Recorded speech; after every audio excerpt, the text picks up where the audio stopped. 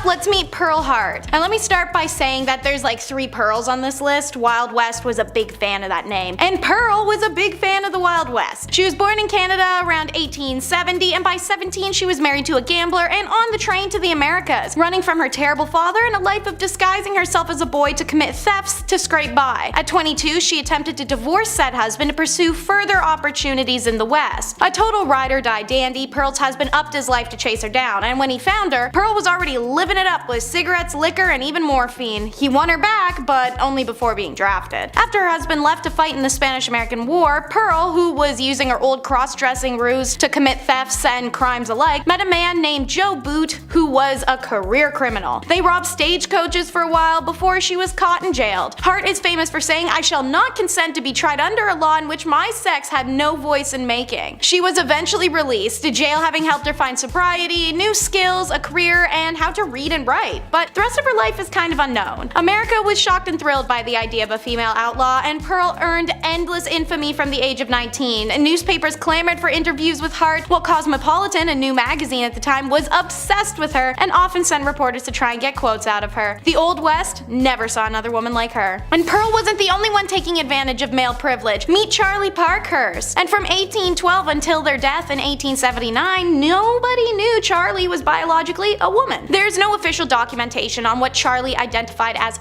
personally. If they felt themselves to be a woman or non-binary or transgender, we'll never know. The story goes that while in the poorhouse as an orphan, Charlie discovered that boys have a great advantage over girls in the battle of life, and they desired to become a boy because of it. But what we do know is that times were rough for ladies in the Wild West, so this crackerjack stagecoach driver decided to live most of their life as a man, driving stages for Wells Fargo and the California Stage Company, pulling cargoes of gold over tight mountain passes and open desert, at constant danger from rattlesnakes and desperados. But Charlie had the balls for it. They're remembered as short and stocky, a hard drinker, cigar smoker, and tobacco chewer who wore an eye patch after being kicked in the left eye by a horse, thus their nickname One-Eyed Charlie. Using their secret identity, Charlie was also a registered voter, and meaning they may have been the first American woman to ever cast a ballot, and nobody knew. After stagecoaching industry began to die due to the railroads, Charlie lived out the rest of their life raising cattle and chickens until their death in 1879. It was then that their true identity was revealed, much to the surprise of their brooding and brutal friends, and then it was documented to the world in newspapers, many of which actually appreciated who they'd been in their secret instead of belittling them in death. I'm sure Charlie would have loved to see that and know that. She's who you'd see in these old western films, Josephine Sarah Marcus. A smolderingly good-looking actor born in 1861, Marcus ran away to Tombstone, Arizona while touring with a theater group performing Gilbert and Sullivan's HMS Pinafore. She stuck around to marry Sheriff John Banham. But 2 years later, when notorious criminal Wyatt Earp showed up, well, her marriage went cold very coincidentally as she got all hot over tall, dark, and handsome Earp. Josephine and Earp fell in genuine love, and she'd supposedly be the reason behind the famous duel at the OK Corral, a 30-second flurry of gunfire involving the Wild West superstars Doc Holliday, the Clayton brothers, and of course, the Earps. He, unlike many, was unbothered and actually more intrigued by her Jewish heritage. The Earps lived an okay life once they settled a bit, moving between mining and oil camps and eventually California to promote a movie about Wyatt Earp's lawman exploits. Unfortunately, Wyatt passes away before this is accomplished, leaving Josephine to battle it out with the studios and writers who take the original biography and turn it upside down. A commercialized depiction of her husband and an unflattering portrayal of her is released called Wyatt Earp Frontier Marshal. It came out in 1931 and fueled 50 years of Wyatt Earp mania, pro and con in print and film. Until she died, Josephine worked hard to have the correct documentation of her beloved life released. She passed away in 1944 and claimed until her dying day that Wyatt Earp was her one and only true love. What's that smell? Let's continue on that last point about cooking, because I got a humdinger of a fact that'll make that last one seem downright appetizing. If brains and guts didn't turn you off cowboy cooking, let me tell you this. The Great Plains and the frontier weren't exactly known for being particularly arborous. That's a $5 word that means there weren't a whole heck of a lot of lumber to make into firework, not too many trees around in the desert. So if folks wanted to get a proper bonfire going, you'd have to get creative and use alternative kindling, namely feces. Lots and lots of buffalo crap. Now if you're still watching this video and you ain't clicked out, let me keep explaining. It sounds horrifically disgusting, and I certainly would not recommend you use feces should firewood be available, but by all accounting, prairie chips, as they call them, were plentiful, easy to find, and worked real well as kindling. They were quick and hot and allegedly didn't smell half as bad as you think, but I'll take their words for it. I would not be surprised none at all if life on the frontier didn't burn their sense of smell. Living in a mining town was expensive. Now this might surprise you, but working in a mine in a mining town wasn't particularly a good time. It wasn't just awful and hazardous to your health, making your lungs black as midnight on a moonless sky, but it was also affecting your wallet. In fact, living in a mining town was more expensive than it was to live in modern day Silicon Valley, and cowboys don't even have the luxury of Uber Eats. You had to wrestle up all that food yourself. You think inflation's affecting your grocery bill now? During the gold rush, real shucksters would price gouge on everything. If your town was getting hit by that gold rush and prospectors were swarming on in, general stores would raise the price on everything to crazy degrees. For example, a carton of eggs from a flourishing store in California would run you $3 in 1951. Now that don't sound too bad, but adjust that for today's inflation, and that carton of eggs comes out to $105 for eggs. That better be the best omelet I ever had. If you knew you had loads of miners in town, you could sell shovels and pickaxes for basically whatever you wanted. You controlled the market. Some stores would sell shovels for $36, which would translate out to about $1,200 in today's dollars. No wonder everyone was robbing each other on the side of the street. The stores were robbing you blind. I'm doing the voice of the whole video, editor. I hope you know. The real number 5, medicine shows.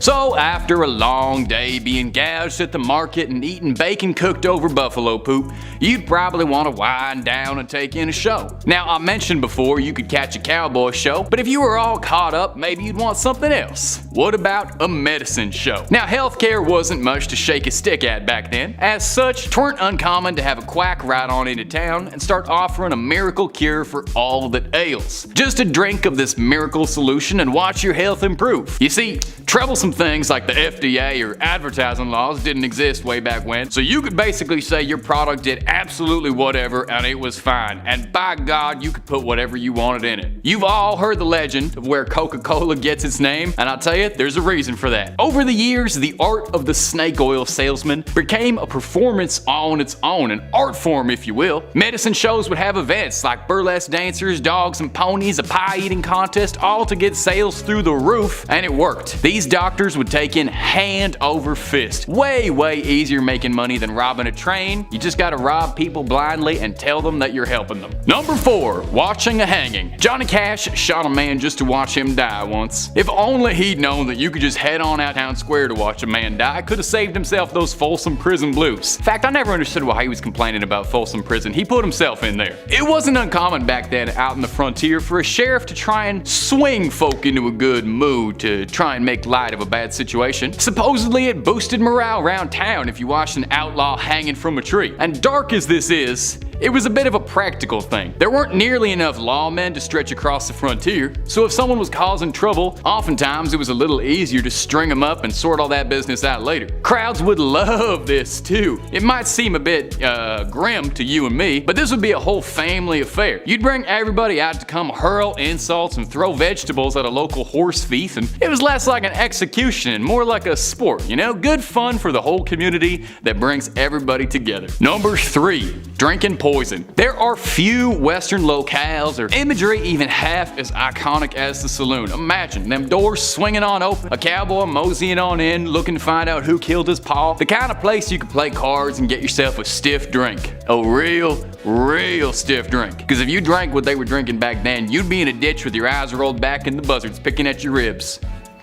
There really were not many laws or regulations way back when it came to what you could serve, so bartenders got real creative with what they put in their cocktails. Old West drinks had great nicknames like cactus poison, coffin varnish, tangle leg, which all sound mighty appetizing. Or maybe you're fixing for tarantula juice, a drink sold in Sierra Nevada which contained actively toxic poisons and wood grain distilled from turpentine.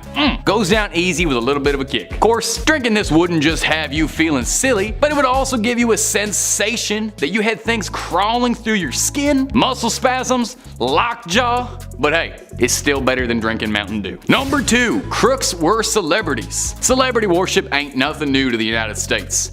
America's always had celebrities. While today we might be obsessed with troublesome bad boys like Kanye West, back then their bad boys and celebs were thieves, killers, and all manner of crooks. Legendary outlaws like Billy the Kid inspired fans the way we talk about celebrities now. In Kid's case, someone had published a biography about him not even a month after he was cold in the ground. Outlaws were romanticized like Robin Hoods, stealing from the wealthy and giving to the poor. This perception came from the fact that most outlaws came from pretty humble beginnings and turned to crime as a means of survival. Additionally, the harsh conditions of life on the frontier led to a natural mistrust of authority, which fueled admiration for men like this who stuck it up to the law. You'd read stories about them in the newspaper and books, heck, you'd even get trading cards of notorious crooks with a pack of cigarettes. Of course, Lawman got famous too. Wild Bill Hickox was a lawman and then he went on to do all them cowboy shows. Makes a lot of sense if you really think about it. These fellas were larger than life storybook characters, except they lived in your town and you could go and shake their hands and ask them about their adventures. Of course those people would become heroes. And number 1, anyone could be sheriff. When you think of the Wild West, and a sheriff in particular, you might rustle up the image of a square-jawed, handsome fella in a white hat that protects the people of his town from all kinds of evildoers. Well, maybe for John Wayne and Clint Eastwood, but the truth was sheriff was hardly the glamorous position the movies make it out to be. The sheriff was basically just a guy. Each state had their own requirements for being sheriff, and none of them really had anything to do with how equipped you were for the job. Now, many towns were rapidly expanding and needed law enforcement, but there were very few formal qualifications for such a thing. As a result, many sheriffs were frequently untrained and inexperienced, lacking any sort of skills necessary to enforce the law. In some cases, sheriffs were appointed based on their political connections, ain't that the truth? Which led to all kinds of corrupt folk taking on the role of sheriff and using that power to benefit themselves. Heck, there weren't even rules about criminal records. You could very likely have a convict as your sheriff. In one infamous case in Bannock, Montana, their town's sheriff was allegedly running a conspiracy gang of stagecoach thieves on the side as a part-time gig from looking after the town. To serve and protect indeed. Number 10, bank robberies. Okay, when we hear about the wild, rootin' tootin' Wild West, whatever, we think of outlaws like Butch Cassidy's Wild Bunch, the James Younger Gang. Apparently, it was just bank robbery central back then. Just a lot of this and tapping and riding horses and stuff. That's really not true. Bank robberies didn't happen that often in real life. In fact, during the Wild West era, officially declared from 1865 to 1900, there were only 8 bank robberies. 8. That many years ago, along 15 western states, there were only 8. To put that in perspective, in 2017 alone, there were roughly 4,000 bank robberies in the United States. Much more than 8. The first armed robbery ever in history was done by the famous outlaw Jesse James and his brother Frank. This went down in 1866. The gang of outlaws robbed the Clay County Savings Association in Liberty, Missouri. Fun rootin' tootin' history. Number 9. Camels. My favorite actor growing up, hands down, was Woody from Toy Story. The guy's physical comedy was on point. And no, I don't mean Tom Hanks. I mean Woody. With this crazy little cowboy run, tipping his hat. But what's a cowboy without his horse, right? As soon as Bullseye got introduced in Toy Story 2, the picture was complete. A cowboy and a horse. We've seen this combo at some point in our lives. Everywhere. But did you know that for around 100 years, camels were part of Texas wildlife? So imagine a cowboy on a camel.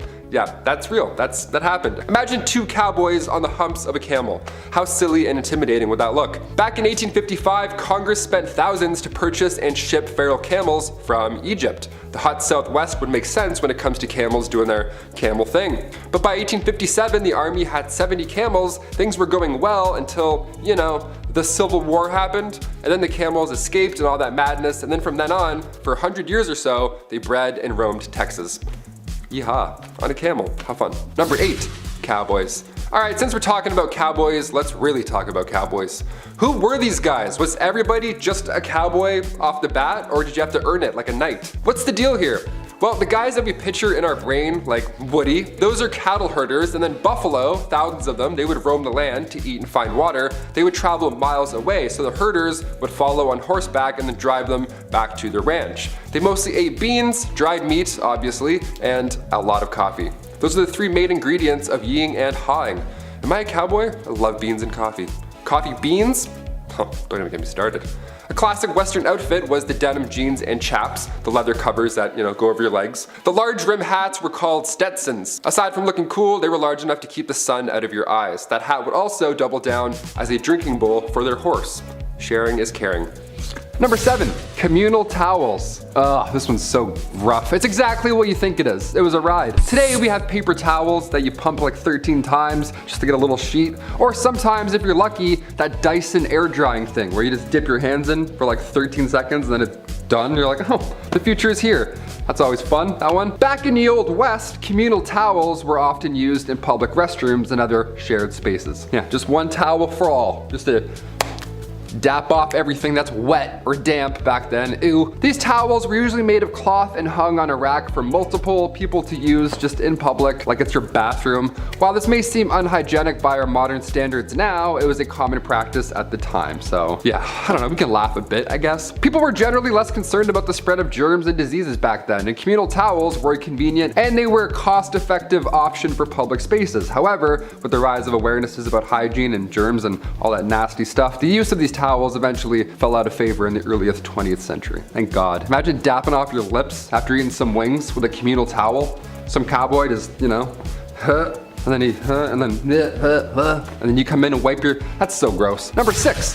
Hair care? Yeah, I added a question mark there because, I don't know, not much TLC going on top back then. Throughout history, people have used a variety of natural ingredients for hair care. Nowadays, guys have it too easy. It's like Axe 5-in-1. It's like hair, armpits, legs, feet, all like, no way you can do all of that. Popular methods in the Old West were whiskey and castor oil. Yep, all on your big exposed head, right in the sun, there you go. Pantene Pro V wasn't a thing then, so folks were rubbing their heads clean with castor oil. That's a nightmare. Whiskey was believed to help cleanse the scalp and often promote hair growth, while the castor oil, that option, that was thought to moisturize and condition the hair. So that'd be a fun 2-in-1 back then, that's great, put that in the stocking. These ingredients were readily available and most importantly, they were affordable, making them popular, but also, realistically, it was their only option. Guys doing whiskey, he's like, yeah, let's clean it up, clean up top. It's so hot. It's like, ugh, really burns. Number 5, medical shows. Today, medical shows, they're fascinating. Dr. Pimple Popper, I'll watch that all day while I eat. I don't even care, I'm disgusting like that. Dude's getting mashed potatoes squeezed out of their back, so I'm like, let's go, I love it. I'm slapping that thumbs up, it's my shit. Back in the Wild West, the 1860s, the 1890s, they had what's called medicinal showmen. These are, what an absolute joke, what a con. These guys would go town to town selling elixirs and tonics, everything one needs to live a happy and comfortable Western life, but they were full of lies. None of this shit is true. These professional medicinal showmen would have pawns run ahead and plant themselves in the audience before these random demonstrations of amazing medical elixirs, right? These shows, bunch of bullshit. They would call up random audience members, that guy that ran ahead, and then use one of these elixirs and magically treat their ailment on the spot in front of the public, right? Almost as if it was a magic show. One of the most successful of these elixirs was the elixir made from John Healy and Charles Bigelow. It was a mixture of herbs, roots, and animal fat, said to treat any and all illness, but in reality, it was just an extremely strong laxative. So yeah, if you're gonna take it, make sure you're close to home. Yuck. Number 4, bad bartenders. When we think of old saloons, old West saloons with the swinging doors and stuff, a few catchphrases and a cowboy with some whiskey, all that good stuff, the bartender back then would pour a drink, the cowboy would take the bottle instead. So illegal. Sir, that's that, please put that back. Back in the wild, wild Western days, grabbing a drink at the bar wasn't like that at all. It wasn't like anything you see in the movies. It sucked. Bartenders, they had no regulations to follow behind that dirty bar. But not only was it very high proof, but some bevies like tarantula juice would just poison you. It was literal poison. If its name didn't tip you off, it was literally made with poisonous ingredients, because that's how cowboys did it back then. But they're hairs. I don't know. Tarantula juice was made from strychnine. If you drink it, you're gonna feel like there's tarantulas crawling all over your skin. That was their pitch back then. They're like, happy hour, come get tarantula juice. I'm like, awesome, thank you so much. How do I not tip? Which button do I press to not give you money, you freak? Number 3, grow it out. In the Old West era of the United States, men often grew their hair long as a practical choice rather than a cool fashion statement. You know what I mean? All those bandits with their long hair, they had to. Living in the rugged and often isolated terrain of the West, men had to perform many physically demanding tasks like hunting, ranching, mining, pouring whiskey drinks and tarantula juice. Long hair would help protect their scalp and neck from the sun and wind and all that good stuff. But it's important to note that haircuts were not always easily accessible back then. And many men back then could not afford them or did not have access to a barber. It's like, I can't cut it. It's like, where? We don't have anything. We don't have dental. What do we do? As a result, growing their hair long became a practical and functional choice for many men back in the Old West rather than, style. They were going for looks back then. They weren't doing man buns, doing the cowboy thing. They're like, no, I have bugs. I don't want you to see my bugs. I'm gonna grow it, thanks. Number 2,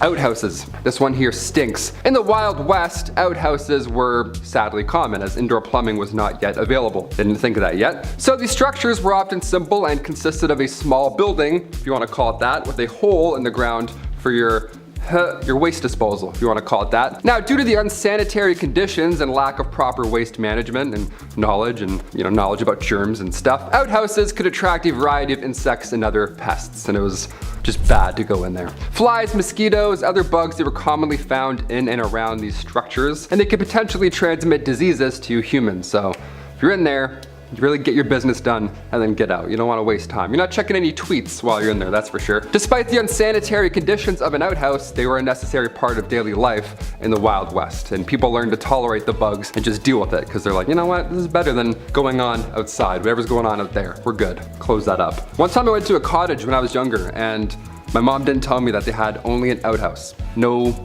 running water the entire week. I was like, awesome, let's turn around, I guess. I'm not doing that. I held it for like 7 days straight. It was a nightmare. And finally, number 1, broken bones. I'm lucky enough to have never broken a bone. I mean, knock on all the woods. But what if you did back in the old Western days, right? Then what would happen? But is a cowboy gonna heal you up? No. What if you were trying to learn a kickflip and you broke your leg? Then what? What are you gonna do? If the dental plan was any indication, it's not pretty, not a lot of options. In the Old West, broken bones were a common occurrence, particularly among those who worked in physically demanding jobs, like ranchers, miners, cowboys, around livestock. Those things kicking you randomly, something's gonna break. Treatment options were limited and often relied on first aid techniques, splinting the affected area with whatever materials were available, such as wood, cloth, or even animal hides. It sounds crazy, but back then that was really the only method for immobilizing broken bones. Pain relief, that was only provided with natural remedies, such as opium or willow bark tea, so you're gonna feel that entire healing process. It's gonna suck. More serious fractures, like ones that, go through the skin, those require the attention of a doctor or a surgeon. However, those medical professionals back then were not always available in the remote areas of the Wild West. Number 10, Boot Hill burials. In the Old West, many towns had a boot hill, which was essentially a graveyard where outlaws and bandits and all those bad people alike were all buried with their boots on. Specifically with those on right there. See, these cemeteries were often lacking proper markings and the dead were buried quickly, sometimes a little too quick without a coffin, reflecting the harsh and lawless nature of frontier life. It wouldn't be abnormal to see a boot sticking up out of the ground on your way home from work, is what I'm saying. Today that would be quite jarring, but back then, completely normal. How yucky is that? I'm like, oh, size 11.5? Perfect. Number 9, medical practices. In the Old West, broken bones were a common occurrence. Obviously, uneven roads, hopping up and down horses, everything's made of wood that's all broken. Particularly among those who worked in physically demanding professions such as ranchers, miners, and cowboys, everything is going to be broken on your body by the end of the day. Treatment options were limited and often relied on basic first aid techniques, splinting the affected area with whatever materials were available. Wood, cloth, animal bones. It was nuts. It sounds crazy, but back then, it was really the only method for immobilizing broken bones. You have to wrap another bone around it. It's like, ew, please, can I get a cleaner bone? Pain relief was only provided with natural remedies such as opium or willow bark tea, so 50-50 what kind of night you're gonna have there. More serious fractures such as those that punctured the skin, ow, those required the attention of a doctor or a surgeon. However, back then the doctor had like 2 teeth in 1 eye, so not much help. Number 8, duels. Yes, duels. Let's talk about these. Duels, gotta say it all deep like. Duels were a common way to resolve disputes. Before YouTube comments, this was the only place to resolve any conflict, alright? In a traditional old western duel, opponents would face each other, often with weapons, in front of a crowd at a designated location and time. Now, most of the time, these duels would end when somebody bites the bullet. Rarely would a duel end with two gentlemen shaking hands, getting over their disagreements. No, never happened. These confrontations, often over matters of honor, were deadly and a normalized part of the culture. Here's another one, Pearl de Vere. She is one of the most famous madams in history. This red-haired siren was born in Indiana around 1860 and made her way to Colorado during the Silver Panic of 1893. de Vere told her family she was a dress designer, but in fact rose to fame as the Old Homestead, a luxurious brothel in Cripple Creek, Colorado. The price of a night's stay could cost patrons $250, which at the time was insane, but more so in comparison to how most hotels at the time charged about $3 a night. The building was reportedly equipped with an intercom system and boasted fine carpets, imported furniture and drinks, and chandeliers. As beautiful as she was sharp, the Rose of the Wild Bunch. Daughter to Germanic mother and Native American father, Laura Bullion faced discrimination and inability to fit in right away. But that's okay, she followed her father in the footsteps of career criminal. And while working as an escort in Texas, she becomes involved with Will Carver, who had been her married-in uncle until her aunt's recent demise. Now widowed, Carver took 15-year-old Laura to Utah with him, where he begins working with Butch Cassidy and the Wild Bunch in 1898, as does Laura. Laura Bullion helped the gang by fencing goods and money for them and was known to the group as Della Rose and often called the Rose of the Wild Bunch. Her affections also turned to Bill Kilpatrick, a member of the group, and they became lovers. Having taken part in several train robberies with the Wild Bunch, Kilpatrick and Bullion returned to Texas with William Carver, where Carver was ambushed and killed by lawmen on April 1st of 1901. Bullion and Kilpatrick then fled to St. Louis, Missouri, where they were arrested on November 8th of 1901. Kilpatrick was found guilty of robbery and sentenced to 15 years in prison, while Laura was sentenced to 5. After serving 3.5 of those years, Laura was released from Missouri State Penitentiary at Jefferson City, Missouri on September 19th of 1905 and lived the last years of her life in Memphis, Tennessee, under the name Freda Lincoln, where she was a seamstress and a dressmaker. She passed away on December 2nd, 1961, and is buried in Memphis under a tombstone that reads Freda Bullion Lincoln, Laura Bullion, the Thorny Rose.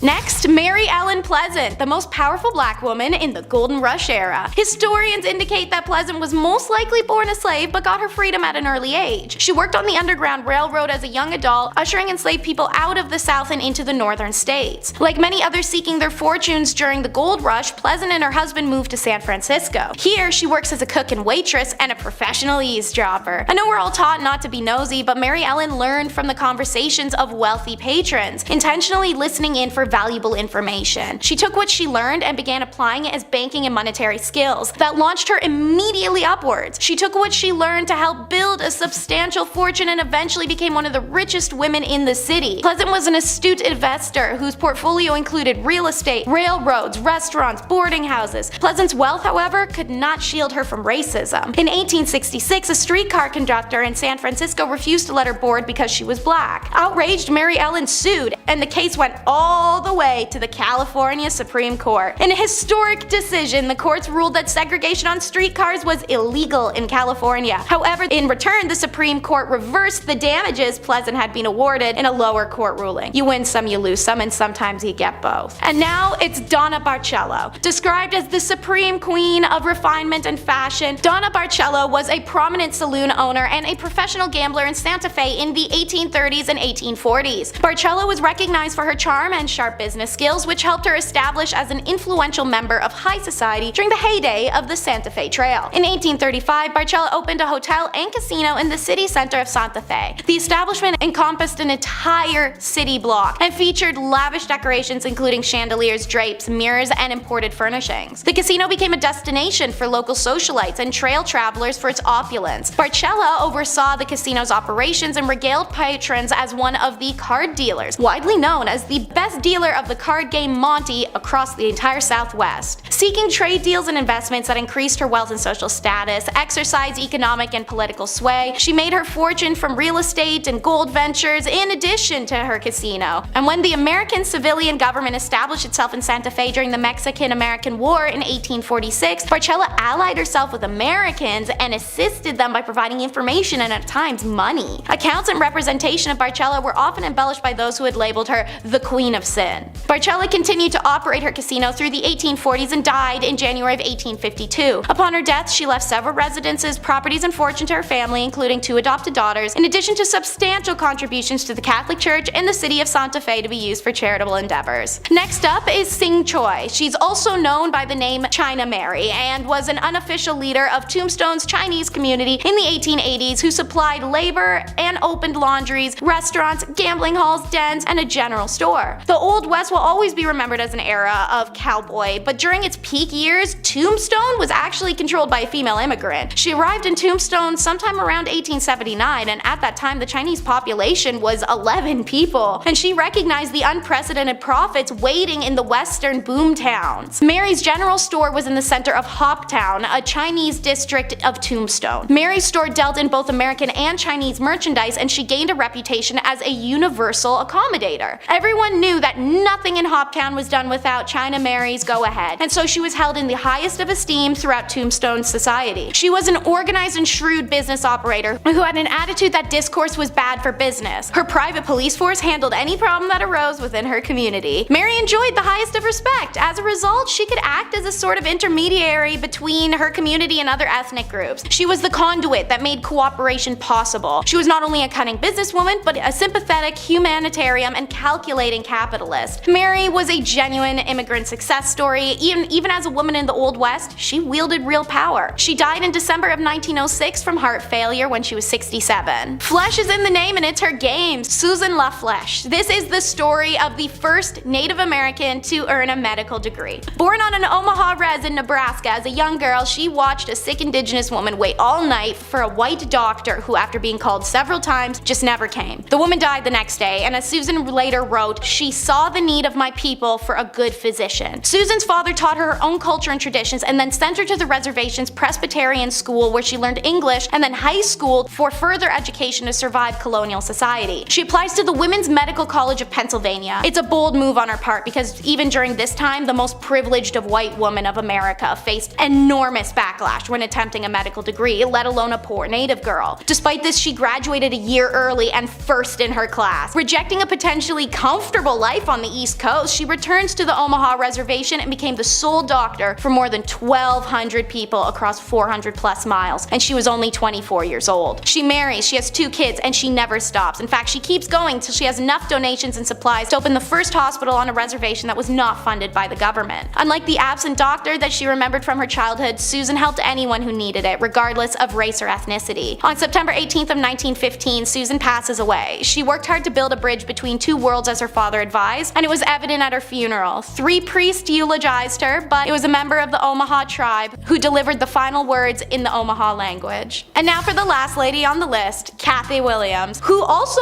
went in reverse as Williams Cathay from 1866 to 1868 with the famed Buffalo Soldiers who patrolled the 900-mile Santa Fe Trail. She was the first African-American female soldier to enlist in the Army. She's the only documented black woman to serve in the Army in the 19th century, and she's the only known black female soldier to be a part of the Buffalo Soldiers. Post-war job opportunities for newly freed slaves and for African Americans in general were non-existent, so many had no choice but to turn to the military service for employment stability, but also newfound access to healthcare, education, post-war benefits by way of pension. Her enlistment starts in November of 1866 in St. Louis, Missouri. A cursory examination by an Army surgeon should have outed Williams as a woman, but since the Army didn't require full medical exams at the time, she was minty. Eventually, her 3rd round with smallpox has a surgeon discover her secret in 1868. The post-surgeon found out I was a woman and I got my discharge. The men all wanted to get rid of me after they found out I was a woman. Some of them acted real bad to me, Williams said. Once again, dressed as a man, Williams signed up to an emerging all-black regiment, the 38th U.S. Infantry, which would eventually become part of the legendary Buffalo Soldiers. These units doted out the landscape of the American West and showed tremendous skill and valor in a range of duties. They fought in skirmishes with indigenous people, escorted vulnerable wagon trains, built forts, reports mapped the territory, protected white settlers, all with subpar equipment and a lot of racism towards them. In trying to make a life for herself, Williams could not have known her story had traveled. It landed with a St. Louis reporter, and in January 2nd of 1876 edition of the St. Louis Times Daily, Williams officially became a headline when her story was published. Accounts say she died in 1893, shortly after being denied disability compensation required for her illness. Not for being undeserving of it, but simply because they couldn't grant it to her due to the fact she lied about being a man. Starting our list off at number 10, a banker. Today, online banking is easy, right? It's a little bit too invasive at times. I don't know. I get an email from my bank, it's like, Mr. McWaters, do you want to provide for your family? I'm like, chill, relax. Back in the Old West, you didn't get a courtesy check-in email. You didn't have overdraft. In fact, the United States national banking system, well, it didn't even exist until 1863. Before then, you'd have what were called wildcat banks. And, well, these were pretty fun. Here we go. What they would do is wildcat banks, they would take deposits for a short amount of time, collect your life savings, and then unannounced randomly, they would disappear overnight. Just take all your money and then run for the woods. How horrible is that? Imagine going to the bank the next day and it's gone. The bank's just not there. You're standing there with a card. Like, hello? Where did I put this in? You're telling me they pretended to be bankers for months at a time? Fake mustache, oh hello sir, good morning. Stamping things that aren't even real. They did all of that and then they just ran away with all of your money. That's wild. I get it now. I get it. The Wild West. After 1863, a noble profession was to work at a bank, and not screw people over for thousands of dollars. The Hudson Bay Company, Wells Fargo, these are all names that began because of these fake Looney Tune wildcat banks. So next time you see your bank call, be thankful. Don't be stressed, be thankful. They've got your back. They're not gonna run away overnight. Number 9, ranch work. Alrighty, I can't do yard work. I don't know if you can tell by my physical being, but I can't lift a brick. My back doesn't allow me to reach the floor. A weird curve in the back. I don't know. Pulling weeds physically hurts my soul. Or maybe I'm just lazy. One of the two. I don't know. Either way, the Old West would have been the end of Taylor McWaters. To be a cowboy, it meant lots and lots of ranch work. It wasn't all yees and haws and kicking around. A lot of the time, you were protecting your cattle. That's stressful, right? All that meat just sitting there in the 1800s. Good luck. Cowboys earned between $25 to $40 a month. Yeah, which sounds laughable now, but today that would be around $1,500 a month, which is fine. I mean, for a cowboy, I don't know, it's a bit less than. Do cowboys get sick days? Probably not. They probably just get sick. Number 8, railroad work. This is one of the few jobs from the Old West that I actively see every single day coming to work. Living downtown, they're always adding trains and bridges and not finishing any of them. And ideally, you don't want any toxic substance traveling down those lines, right? Fingers crossed. Well, back in the Old West, railroads were meant to assist the booming mining and ranching industries. Thing is, there weren't enough hands. There was not enough to keep up with the rate that they needed to. Like, who's gonna build a railroad? Who was the first person? Railroad workers, monthly, you'd make around $1,000, and this brought a wave of immigrants to the West. The Union Pacific and the Central Pacific Railroads, they all lay over 1,700 miles. Now, making this actual railroad, it destroyed the bodies of these workers, but without it, American history would not be the same. Couldn't imagine making a railroad. That is exhausting. Number 7. Lady of the evening. I talk about these ladies a lot, I know. Not because I want to, but because that's history, baby. I mean, not that there's anything wrong with that. I'm window shopping only these days anyways. That's just the way she goes. A wise man once said, sometimes she goes, sometimes she doesn't. Way she goes, boys. When we think back and look at the Old West, you think of all the hard-working men and women who made the frontier possible. If it wasn't for those pioneers, we might not have the West Coast today. That means no vegan food. Oof. That being said, the brothels and ladies who laid down their lives are a huge part of that history. Some brothels became so wealthy that they even would invest back in their towns, buying schools, medical buildings, that kind of thing. The truth of the matter is, no matter how greasy it might seem, it just wouldn't be the Wild Wild West with a little girl power. Number 6, a banker. Look, it ain't really unusual, but you get shot at a lot. Bank robberies were not just in movies, no sir. To be a banker these days came with the territory of inviting unwelcome weapon-wielding bandits to hold you up. Apart from robberies, these banks had pretty much zero regulation too, so fraud and mismanagement was pretty commonplace. It's almost safer to keep your savings in a vault at home. Almost. A lot of the time, these banks were just a couple of fellers in town who teamed up, pulled their money together, and opened a community bank. You can kinda guess how this probably wouldn't be the most trustworthy of monetary depositories. But they were absolutely essential for some people, especially those in the cattle business, where you would see around $50,000 to $100,000 exchange hands in some of those transactions. That's a lot of money back then. Heck, that's a lot of money right now. To me, at least. Applications for a sugar mama will be received in the comments below. Number 5, gambler. You gotta know when to hold 'em, know when to fold 'em, and know when to walk away. Anyone who spends time in front of a slot machine will tell you that it can be a dangerous game. Many have claimed to won it big, all whilst envelopes with red print pile up at the front door. Final notice? Pfft, that means another spin, baby! Well, this is a similar story of the Old West, but instead of a one-armed bandit, there were actual bandits with 2 arms and guns. Yikes. It's a game of poker, lies, bluffs. Playing the wrong hand could wind up turning sour. The gamblers are the type of guys who roll into town in the shiniest clothes and stay in the best places. And right before you notice you've been cheated at the poker table, he's already cashed out. Number 4, milliner. Hey, I have a proposition. So we have hats for men, right? Now, what if we employ someone for the sole purpose of, get this, making hats for women? Well, Jebediah, we have that. That would be the milliner down the road there. If you were a high fashion lady in the 19th century, then you would have definitely come into contact with these fine sellers and makers of women's hats. They were usually located in bigger cities where the higher end families would either live or spend their time. And you should take a look at some of these hats. They are works of art. Maybe some are a little whack, but hey. Number 3, con man. You'll like this one, guys. You're gonna like this one. There's nothing more peculiar, more strange, more theatrical than a snake oil salesman. Where would John Marston be without Nigel West Dickens? I don't know. They were traveling salesmen who were swindlers, liars, crooks, thieves, selling pseudoscience products to folks who just didn't know any better. It would work something like this. I would show up in town with my traveling cart of wares and mysteries. There, standing on a small crate, like the one I'm standing on right now, I would give the town my best sales pitch. Introducing Dr. Andrew's new and improved Life Vigor supplements. Here before you find folks is a tall bottle of rejuvenation, made from the finest ingredients across the globe. Ginger, ginseng, milkweed, red sage, English mace, golden currant. And as if that weren't enough, Dr. Andrew's new and improved Vigor supplement has the minerals and vitamins that carry you through a long day's work in the fields. Vitamin A through K, copper, iron, potassium. This bottle here is not to only put a pep in your step and refill your stamina, but also cures what ails you. A proven cure for fever, chills, indigestion, cholera, yellow fever, dysentery, and even known to help heal broken bones. Modern science has brought this gift to you today, ladies and gentlemen. And all you have to do now is say yes. Say yes to rejuvenation and yes to Dr. Andrew's new improved Vigor supplement. I think you guys get the point.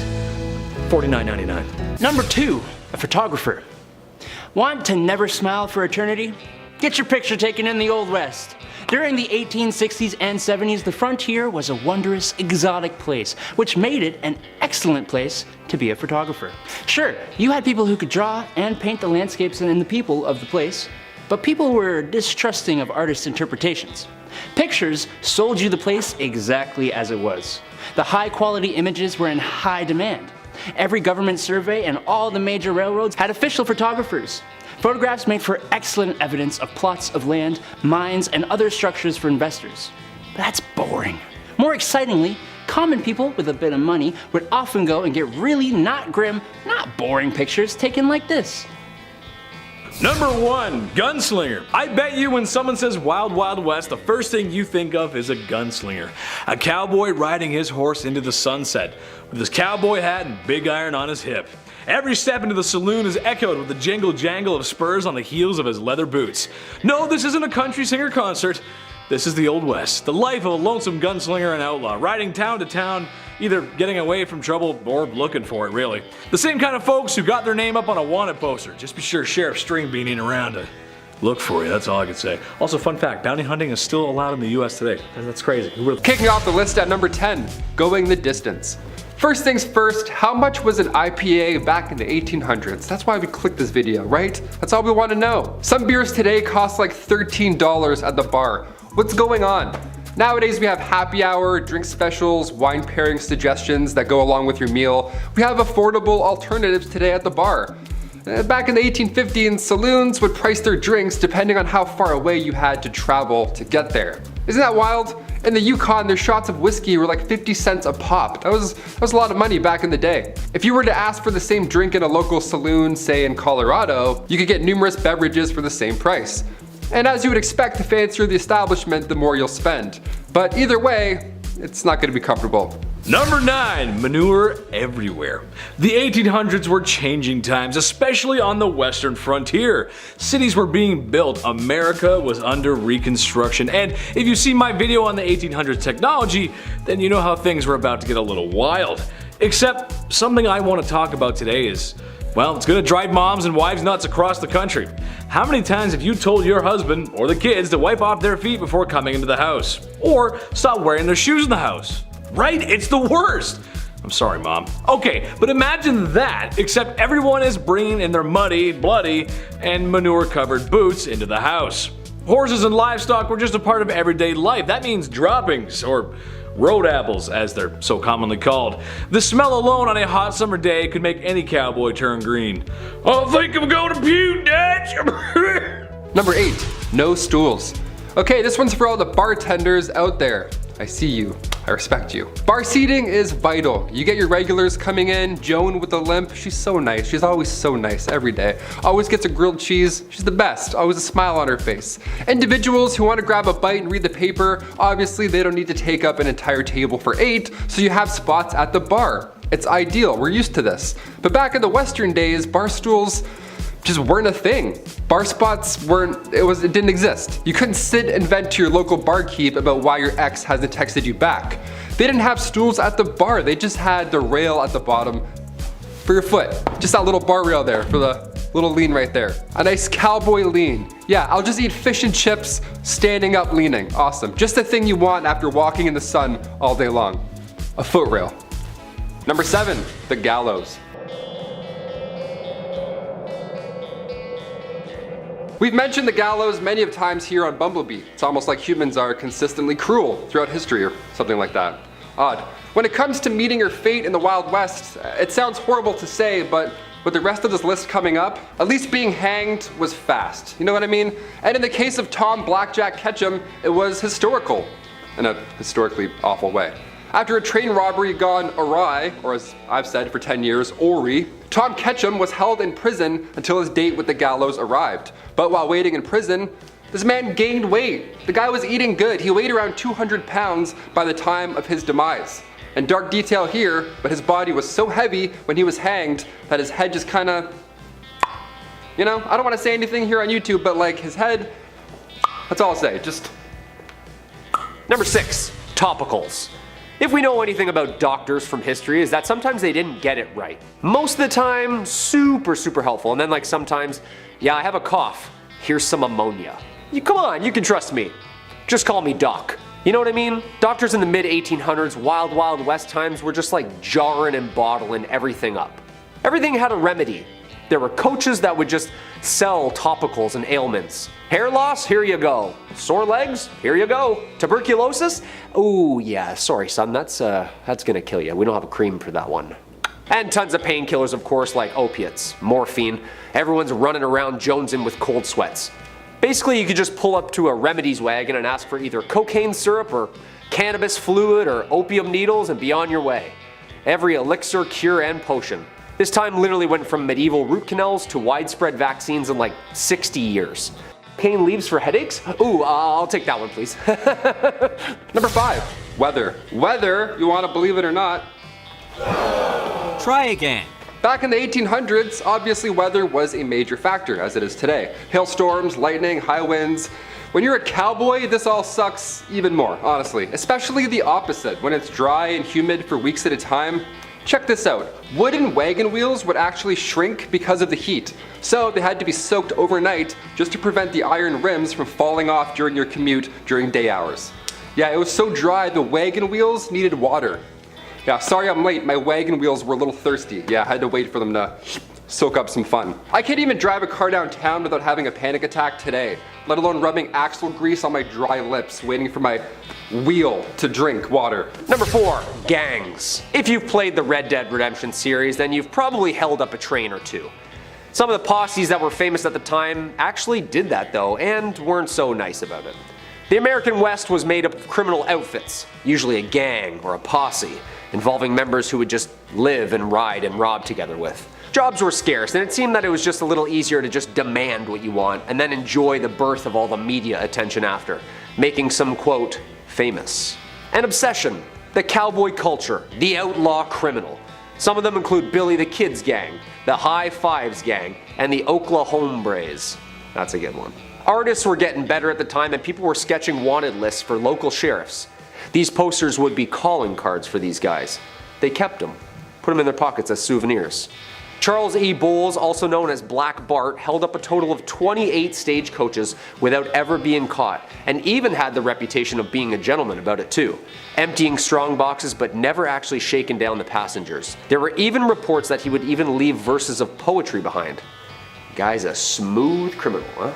Number 3, the night after. I'm sure the Wild Wild West was wildly lonely. Definitely, this isn't news. Like Kyle said, we've played Red Dead Redemption, just wandering around alone. Sometimes you need more than a train heist, right? Sometimes you need love. Even if you have to pay for it with railroad bonds or whatever. Saloons have all the things a lone traveler could want, including STIs. Great, how much is, great, debit. We'll just pay for all this in one swift tap, I guess. The famous Wild Bill Hickok, okay? He had a rough go. Guy had some troubles after a few saloons, okay? He was dipping around in a few bars and yeah. Alexander Fleming wasn't born until 5 years later in 1881, so penicillin wasn't around to save any cowboys at this time. Number 2, battles. The archetype of the Old West period is generally accepted by historians to have occurred between the end of the American Civil War in 1865 till about 1890. The American frontier, also known as the Wild West, is the geography, history, folklore, and culture associated with the American expansion mainland that settlers started in the 17th century and ended in 1912. This era, giving rise to the expansionist attitude known as manifest destiny, which was the belief that Americans were supposed to travel and expand west. But with that came a lot of conflict. You can't just waltz in and throw up a house when someone else lives there already, you know? Years of warring tribes and bands, colonist battles, ego-filled duels, and the aggressive pillaging of land stolen took countless number of lives. Yeah, countless, like we'll never actually know the accurate number. Roughly 750,000 lives were lost in the Civil War. Yeah, nasty stuff. And finally, number 1, Helena duels. Beginning, of course, in Helena, Texas, Helena duels were violent, awful. This activity came from what was then the toughest town on earth. And again, this is back in the late 1800s, so what that even means, I can't even compare. The Helena duel began here. There's even a movie called The Duel with Woody Harrelson and Liam Hemsworth. It's not a great movie, but it's a history lesson in itself. A Helena duel puts our opponents' left hands tied together, right? They're just tied together with buckskin or something that smells awful, and you have to just fight each other using one arm. Now, of course, in Western fashion, there was a weapon or two involved that I don't want to get too deep into on YouTube, so it got pretty gory, it got pretty violent. The only rule here was that they can't bleed too much. Awesome, that's a great fun rule, like whipping that one out on Saturdays. Hey, no one bleed too much or else, you know, then we gotta stop. I thought UFC was brutal, let alone a Helena duel, starring Liam Hemsworth, of all people. Really? Number 10, diseases. Dude, I had a toothache the other day, swelled up immediately. I would never have lasted in this era. Unfortunately, everyone, it wasn't called the mild West. And when people were sick, they got sick, like sick. For instance, cholera, shared along the Mormon and Oregon trails, killed loosely 6,000 to 12,000 people on their way to the California gold rush between 1849 and 1855. It's believed that more than 150,000 Americans died during the two pandemics from 1832 to 1849. Yo, that is terrifying. So not only do you have to dodge bears and root canals, just washing your face in the local popular stream could get you, huh?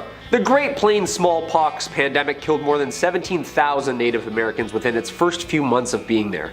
The American Fur Company steamboat pulled up and got off, coughed a bunch of times, and then people just unfortunately started dropping. There was never an official death record as smallpox decimated the Americas when it arrived, both way back from the Spanish and then again from up north with the fur trade. Sneezing, coughing, everywhere, just cover your mouth, guys, you know? Number 9, kicked by a horse. Yeah, we've heard about this at some point in history, but did it actually happen?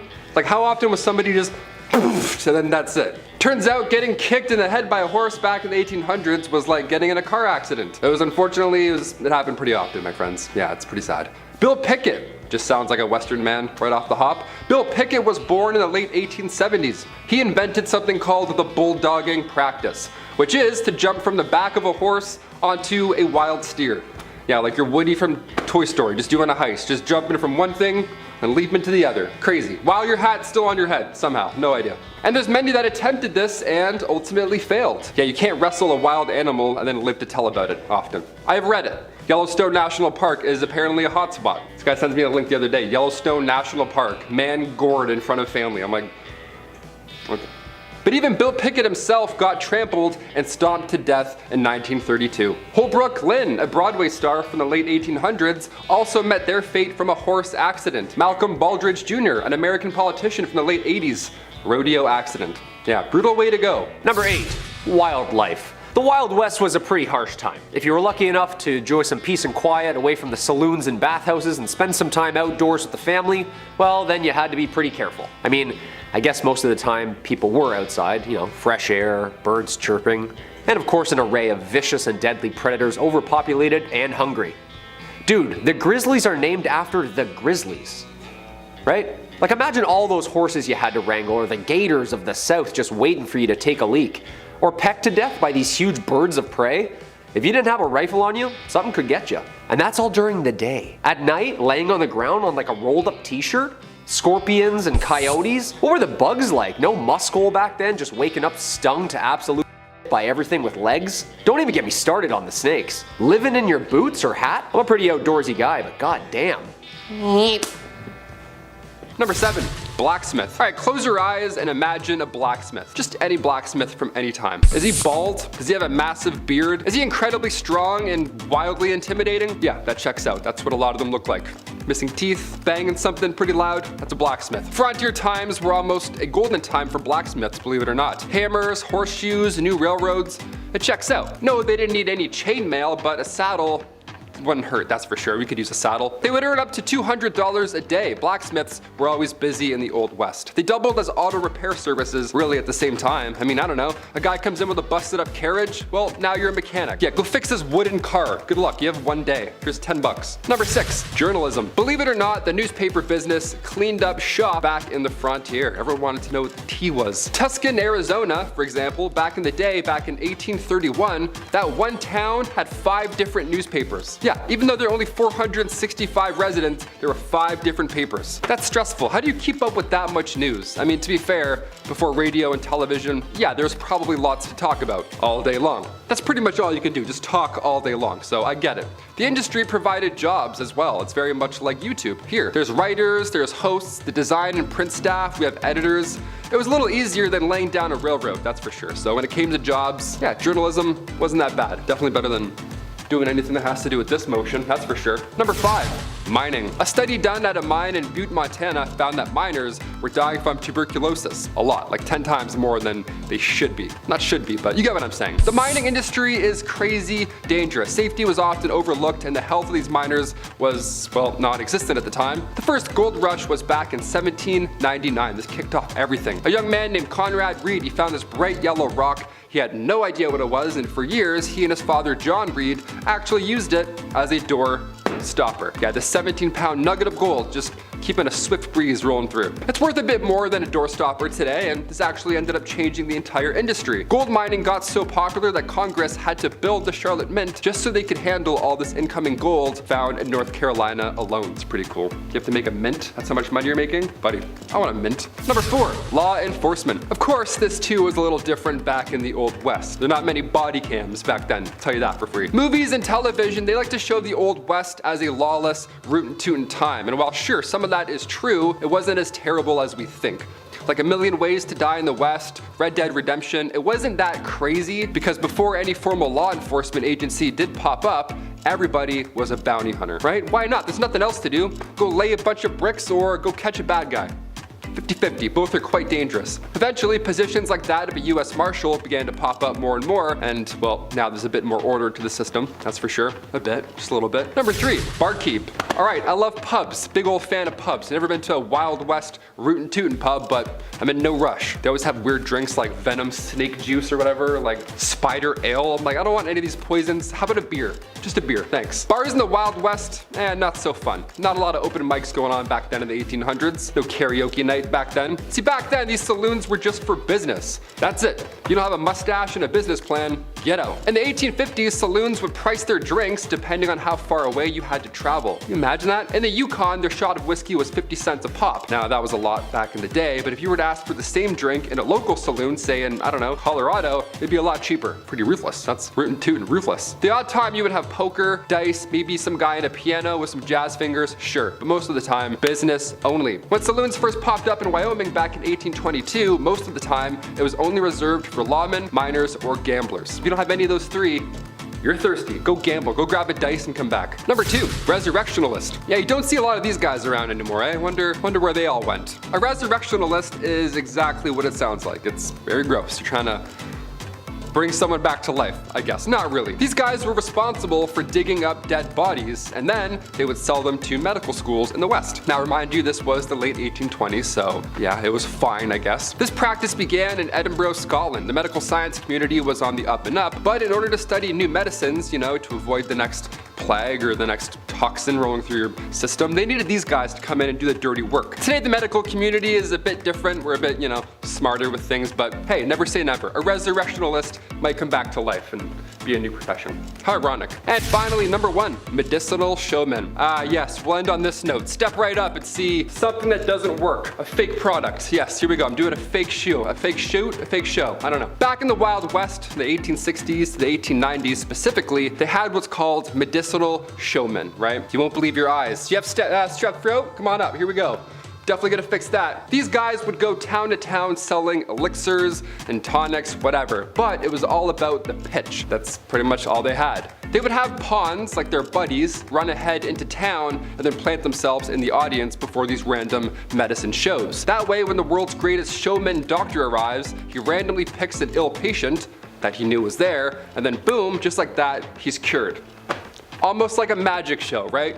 Some would think. Full of lies. One of the most successful of these elixirs was the elixir made by John Healy and Charles Bigelow. It was a mixture of herbs, roots, and animal fat, and it was wildly popular. They toured with this elixir. They had to tell everybody in every town. They said it could treat any illness, but in reality, it was just a laxative. Just a mess. Just a show, really. So don't believe everything you hear, except for today. Today we're a bit smarter. Back then, not quite. Number 10, Pearl Hart. Pearl Hart was a notorious figure in the American Wild West, known for involvement in a stagecoach robbery. Her life story is often intertwined with the tales of the Old West and the outlaws who sought adventure and fortune during that era. Pearl Hart, whose real name was Pearl Taylor, was born in Canada in 1871, but was later moved to the United States and became involved in various activities, including acting and singing. In 1899, Pearl Hart and a companion, Joe Boot, decided to rob a stagecoach in Arizona. The stagecoach was en route from the Globe to Florence, carrying passengers and valuables. The stagecoach robbery did not go as planned, as Pearl Hart and Joe Boot were not experienced criminals, and their attempt was somewhat amateurish. They failed to obtain a significant amount of loot, and after the failed robbery, Pearl and Joe was captured by law enforcement. They were then later arrested and brought to trial, and Pearl Hart and Joe Boot were tried for their crimes. During the trial, Pearl presented herself as a victim of circumstances, arguing that she had committed the robbery due to personal circumstances. She was convicted and sentenced to only 5 years in prison. As for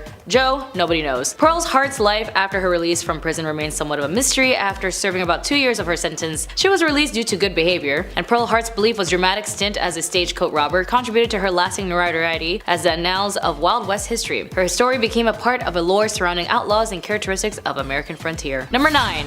Laura Bullion was also known as the Rose of the Wild Bunch. She was a female outlaw associated with the Wild Bunch Gang, a notorious group of American outlaws led by Butch Cassidy and the Sundance Kid during the late 19th and early 20th century. Laura Bullion was born in Knickerbocker, Texas in 1876. Her family moved to the mining town of Moab, Utah, where she grew up. Laura became acquainted with the members of the Wild Bunch, including Butch Cassidy, the Sundance Kid, and then other notorious outlaws. She developed a romantic relationship with Kid Curry, a member of the gang, and Laura Bullion participated in various criminal activities with the Wild Bunch, including train and bank robberies. She was also known for her sharpshooting skills and her involvement in the gang's illegal enterprises. In 1901, Laura was arrested in St. Louis, Missouri for her involvement in a train robbery. She She was sentenced to 5 years in prison but only served about 3, and after her release from prison, Laura Bullion tried to lead a more law-abiding life. She lived under an assumed name in Memphis, Tennessee, working as a housekeeper. Laura Bullion then passed away on December 2nd, 1961 in Memphis, Tennessee, at the age of 85, and her death was largely unnoticed by the public. Number 8, there is a limited historical information about Belle Sidions, who was also known as Madame Vestal. She was a figure associated with the American Old West during the late 19th century, particularly in the realms of entertainment and the infamous red light districts of frontier towns. Belle Sidions was reportedly an entertainer and an actress who performed in various theatrical productions and shows during the late 1800s. But later in her life, Belle Sidions adopted the alias Madame Vestals and became known for her role as Madame, managing establishments and red light districts. These areas were known for housing brothels and establishments that provided various forms of entertainment. During the late 19th century, the American West would experience rapid growth with numerous people seeking fortune and adventures in newly settled areas, as well as red light districts. The presence of the red light districts, saloons, and entertainment venues catered to the needs of this transient population that was very common. Like many individuals associated with the red light districts of the Old West, the details of Belle Sidion's life remain somewhat elusive and separating the fact that a legend can be challenging. Nevertheless, figures like Madame Vestals contribute to the colorful and diverse tapestry of the Old West societal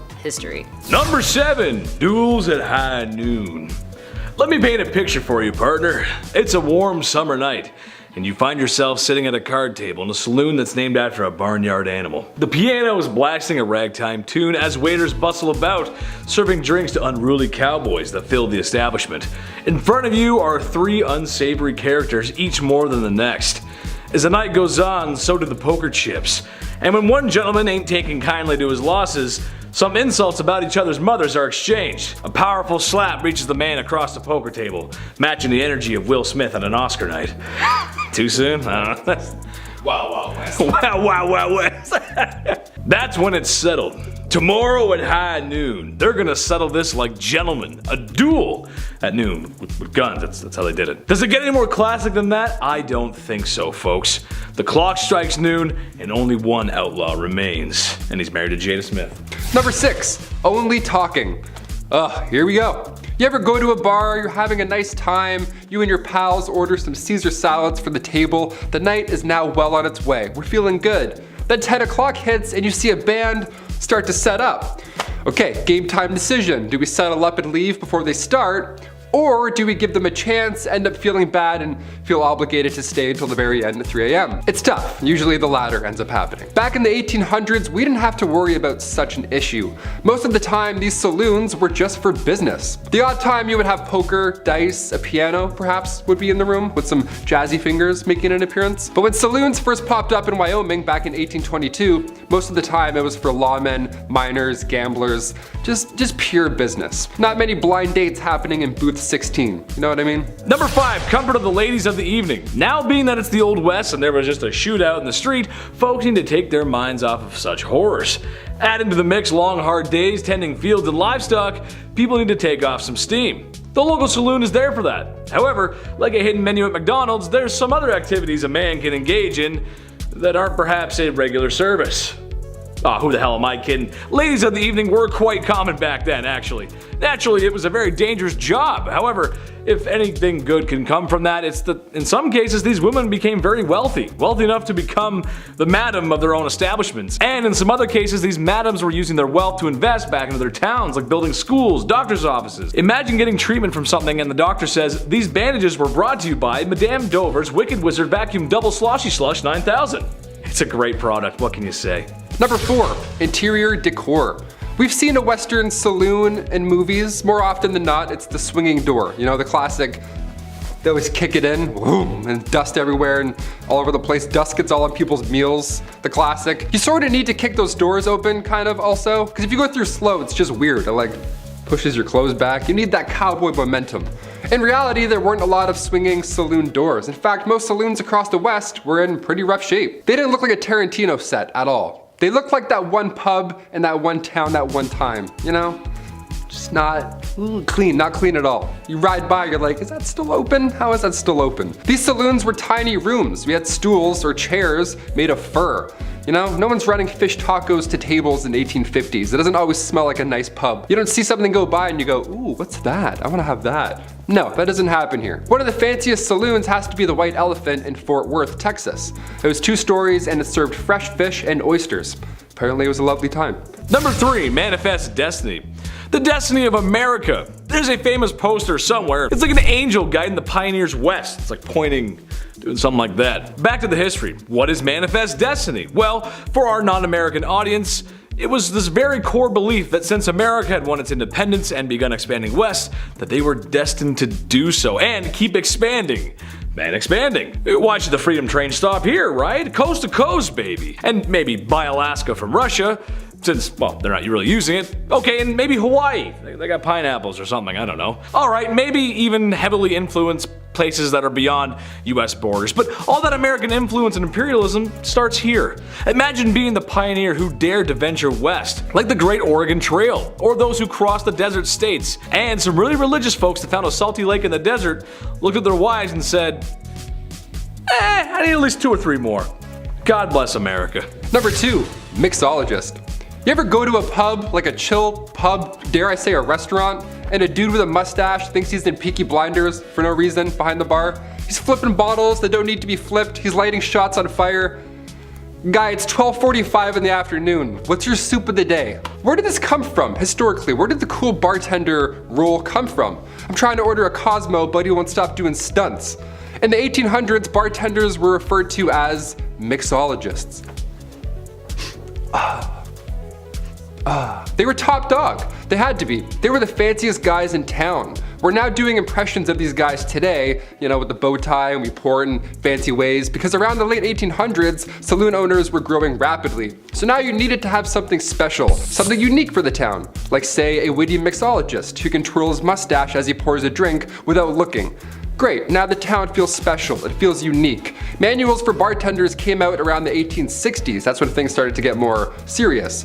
A gentleman named Jerry Thomas published a guide called How to Mix All Kinds of Plain and Fancy Drinks. Today we still have that, but now it's a red sticky binder that says meal specs and Sharpie. It's not as fancy, but it gets the job done. Number 1, dysentery. Nothing is more horrible, more awful than catching dysentery. Trust me, I would know. I never caught it, sometimes I get diarrhea. Anyway, in Oregon Trail, the very charming DOS game. Gotta love that DOS color palette. Eye-melting cyan and violet. Nice. This text-based adventure game, however, is grounded in some truth, as we can all imagine this wasn't a time of great cleanliness. Dysentery, typhoid, cholera, malaria, or more commonly known as yellow fever, and even scurvy, which you usually associate that with pirates, but cowboys got it too. Which, given the conditions of the Old West, makes for a not so fruit-friendly environment. So yeah, it does make sense. Sadly for cowboys, prospectors, and everyone in between, there was a good chance you would lay down with a headache, and then the rest of your posse would have to lay you down forever in the ground, partner. Number 10, bounty hunter. Wanted dead or alive. The kind of thing that instills an idea of a character that would go out into the wilderness alone to hunt down criminals like Texas Cheddar over there, and would be despised by all those they encountered. But that's not actually how it really was. You see, bounty hunters as we think of them today weren't really like that in the 1800s. Bounties were usually taken up by public peace officers, private detective agencies, or companies like Wells Fargo & Co. Many sheriffs and marshals, such as myself, Sheriff Stringbean, took up these bounties to make up for the little amounts of money they make from their day jobs. The actual term bounty hunter referred to mercenaries who would join up with an army for the bonus of enlisting. On top of that, the reward for capturing criminals like Texas Cheddar wasn't even called a bounty. It was actually called a bail. Sorry to ruin your day. Number 9, gravedigger. What does a monster truck and a weird dude from Kakariko Village have in common? If you said the foundation blocks that made up my childhood, then you win a prize. What's the prize? A big old kiss from me. In all reality though, towns in the Old West were interesting places, where there were always 2 constants. Sand, and folks would probably end up in the ground, or that sand. So after the proper proceedings had taken place when someone croaked, it was time to dig a hole, or in these poor souls' cases, a lot of holes. Cholera outbreaks would keep a gravedigger busy for days. However, I thank the gravediggers for their service. I mean, someone had to do it. People like to give them a bad rap because they spend all their time with cadavers. That doesn't mean they're weird social outcasts. Well, except for Dompe, and Seth from Red Dead Redemption, and well, the ones from Hamlet. Those guys are pretty weird, actually. Oh boy, maybe we should just keep our distance from them. I don't know, I'm getting out of here. Number 8, saloon owner. Saloons are about as synonymous with the Old West as a single tumbleweed blowing in the wind, moving from stage left to stage right. Just about anyone could be a saloon owner too, from Festus down the street to the previous sheriff to a fancy gambler. The saloons of the Old West outnumbered churches 100 to 1, and are any of us really surprised? You'd see one general store, one doctor, if you're lucky, and then like 3 saloons all on the same street. It's actually probably one of the most usual jobs on this list. It was also one of the most accessible jobs, usually being what people turned to when other avenues of employment ran dry. It would even be what you did while saving up money to buy farmland or to run for your office in your government. And in a town where everyone and their moms knows you as the guy who serves the liquor, you ain't gonna have a hard time getting elected. I kinda wanna be a barkeep now. Number 7. Sideshow Crook. Elmer McCurdy was no different in life than any other bandit at the time. What makes McCurdy so unique is in his afterlife. McCurdy met his end on October 7, 1911, after local sheriffs tracked him down from a botched robbery. McCurdy was taken to an undertaker and prepared for burial. Unfortunately, no one came to claim the lonesome bandit. Not getting paid for his services, the undertaker began to display McCurdy as a sideshow attraction, charging patrons a nickel to view the bandit. The attraction became popular enough to draw the attention of carnival promoters, who offered multiple times to purchase the mummified crook, but were all denied. As the years went on, McCurdy changed hands from multiple sideshow attractions and museums. One day in 1976, a film crew was setting up props for filming. When someone began to move what they thought was a wax mannequin, it actually turned out to be poor old Elmer McCurdy himself. Eventually, McCurdy was laid to rest in a grave, where 2 feet of concrete were poured over his casket to make sure no one would come to steal the sideshow crook. Stay in the hole, partner. Number 6. Cowboys and aliens. Long before the Roswell incident in New Mexico back in 1947, aliens might have actually visited us. Yeah, the report comes from 1896 from 2 men in California. They reported that 3 alien beings were trying to abduct them. Were these just cowboy pranksters? Maybe they had a few shots of whiskey from the saloon? No, one of them was a colonel. Colonel H.G. Shaw and Camille Spooner were going from the town of Lodi to the Fresno Citrus Fair, which honestly sounds like a wonderful time, just saying that. But en route, they were greeted by 7-foot-tall, slender aliens. Yeah, the aliens didn't end up taking the 2 men because they were too heavy. These aliens were too thin and weak. Legit, that was the reason. They just couldn't grab them and take off. So they got back into their spaceship and they took off. How embarrassing is that? Hit the gym, E.T. Number 5. Romeo and Juliet. What's in a name that which we call a rose? Any other word would smell as sweet? It's often said that art imitates life, but sometimes life can be stranger than fiction, and oftentimes really similar. The Hatfield and McCoys were 2 feuding families in the time of the Old West, whose hatred of one another runs deep. The most serious issues being family members removed, Old West style, by the opposite family, and in one case a court battle over the ownership of a barnyard pig. But perhaps the best story to come of this feud is the love affair of John C. Hatfield and Rosanna McCoy. The 2 lovers met and instantly fell in love with each other, their families instantly disapproving of their newfound love. Similar to William Shakespeare's Romeo and Juliet, the star-crossed lovers story ends in tragedy. After multiple attempts to rekindle their love, including a daring rescue organized by Rosanna to free Johnsy from her own family, their love never resparked, and Johnsy went on to marry her cousin. It's said that poor Rosanna died of a broken heart. He loves me not. He loves me, he loves my cousin? Number 4. Bank robberies. If you're going to parody the Wild Wild West, you need a horse, you need a hat, and you need a big sack with a $sign on it. Apparently, wasn't it like Bandit Central? Weren't there bank robberies on every dusty corner in every dusty old town?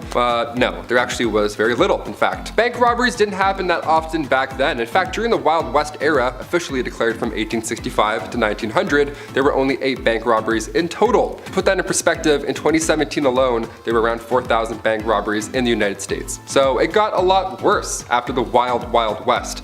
Now we're on like wild, it's like 17 wilds at this point. The first armed robbery ever in history was done by famous outlaw, you may have heard of them, Jesse James and his brother Frank. This was in 1866. The gang of outlaws robbed the Clay County Savings Association in Liberty, Missouri.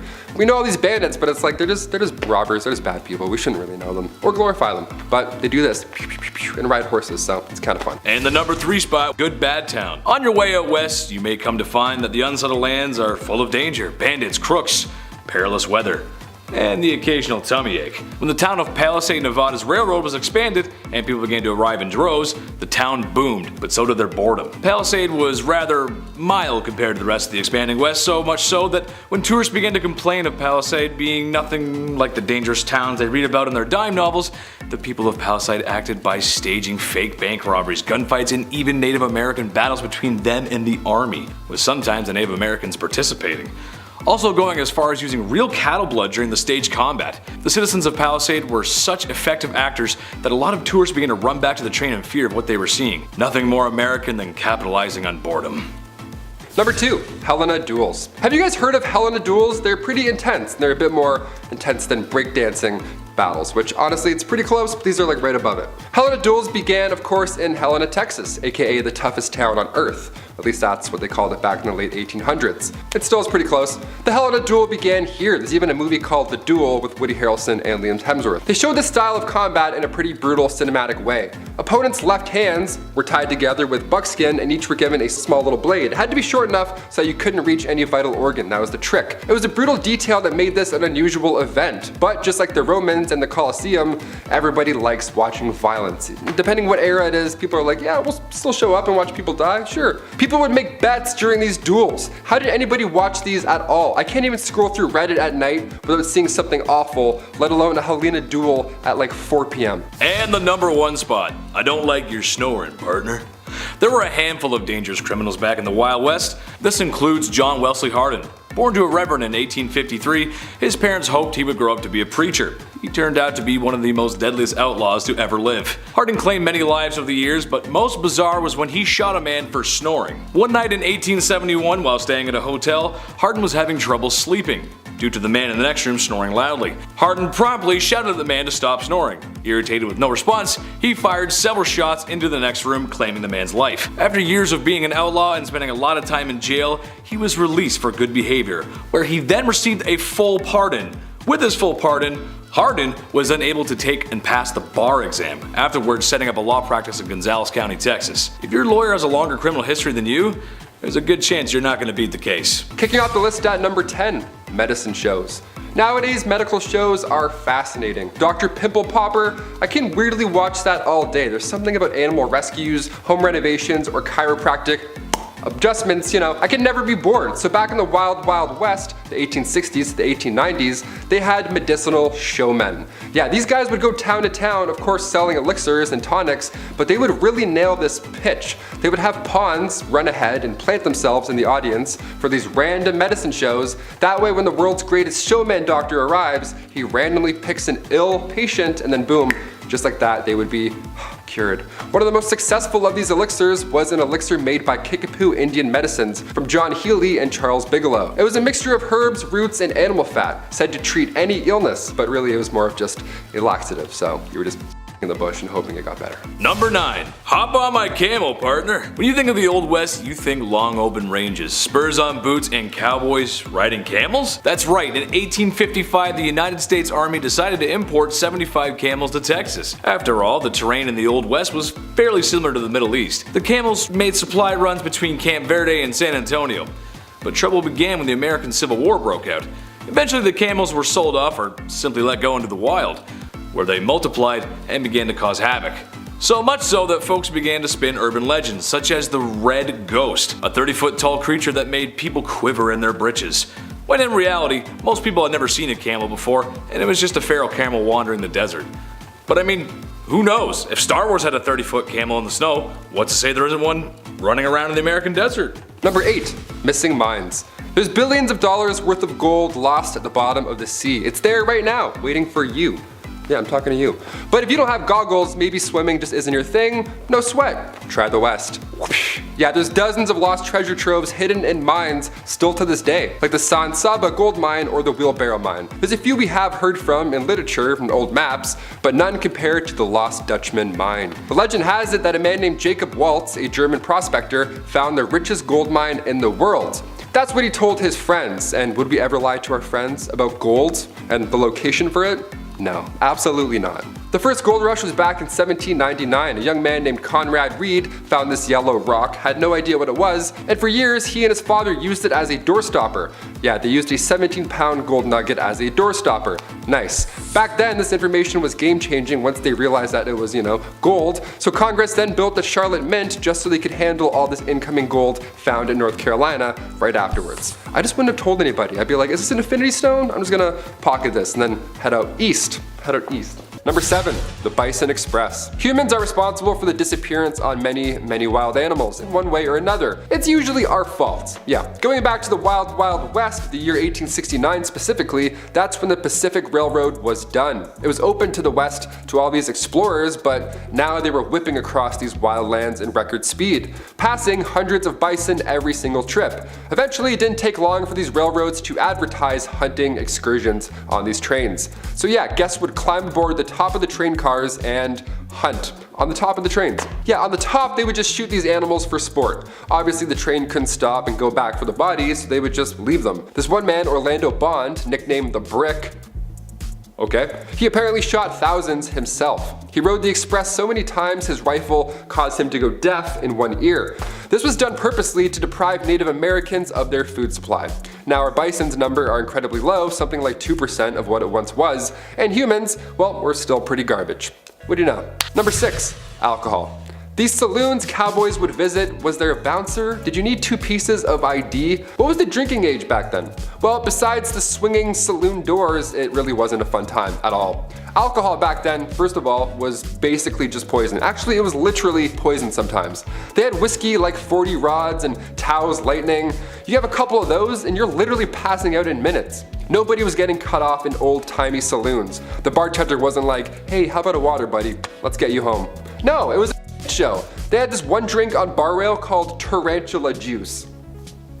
Yeah, happy 21st birthday. Go throw up. It was made from strychnine, which was actual poison.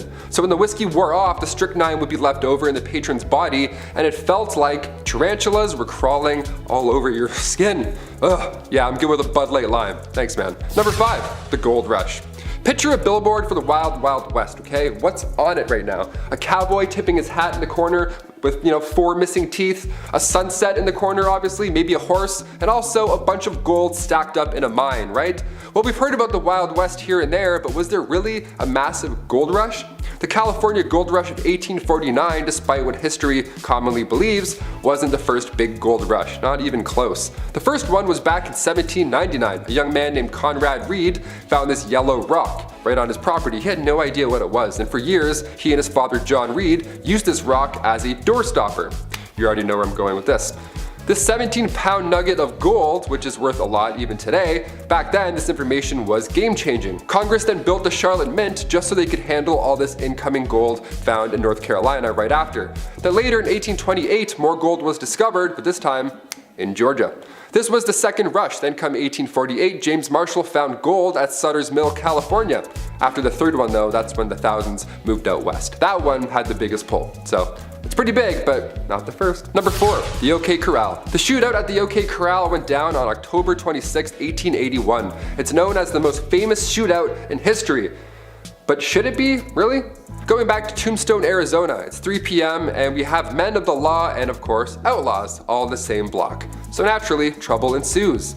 There's not enough land here for all of us, some rootin' tootin' shit. There were about 8 men involved in the rumble, but it barely lasted 30 seconds. Also, it's important to note the gunfight at the OK Corral wasn't even at the OK Corral. It happened near the intersection of 3rd Street and Fremont Street, right behind the corral.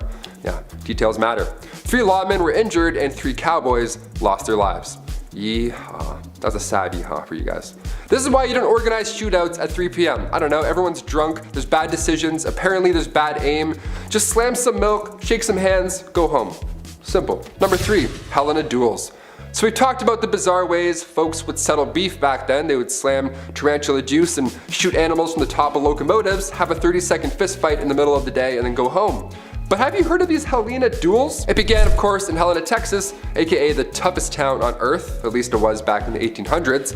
The Helena duel began here. There's even a movie called The Duel with Woody Harrelson and Liam Hemsworth. They show this style of combat in a pretty brutal Hollywood way. Both opponents had their left hands tied together with buckskin, and then each were given a small knife with an even smaller blade. It had to be short enough so it didn't reach any vital organ. That was the Texas trick. Then they're whirled around until they're dizzy, and then it gets really loud, really messy, and really bloody.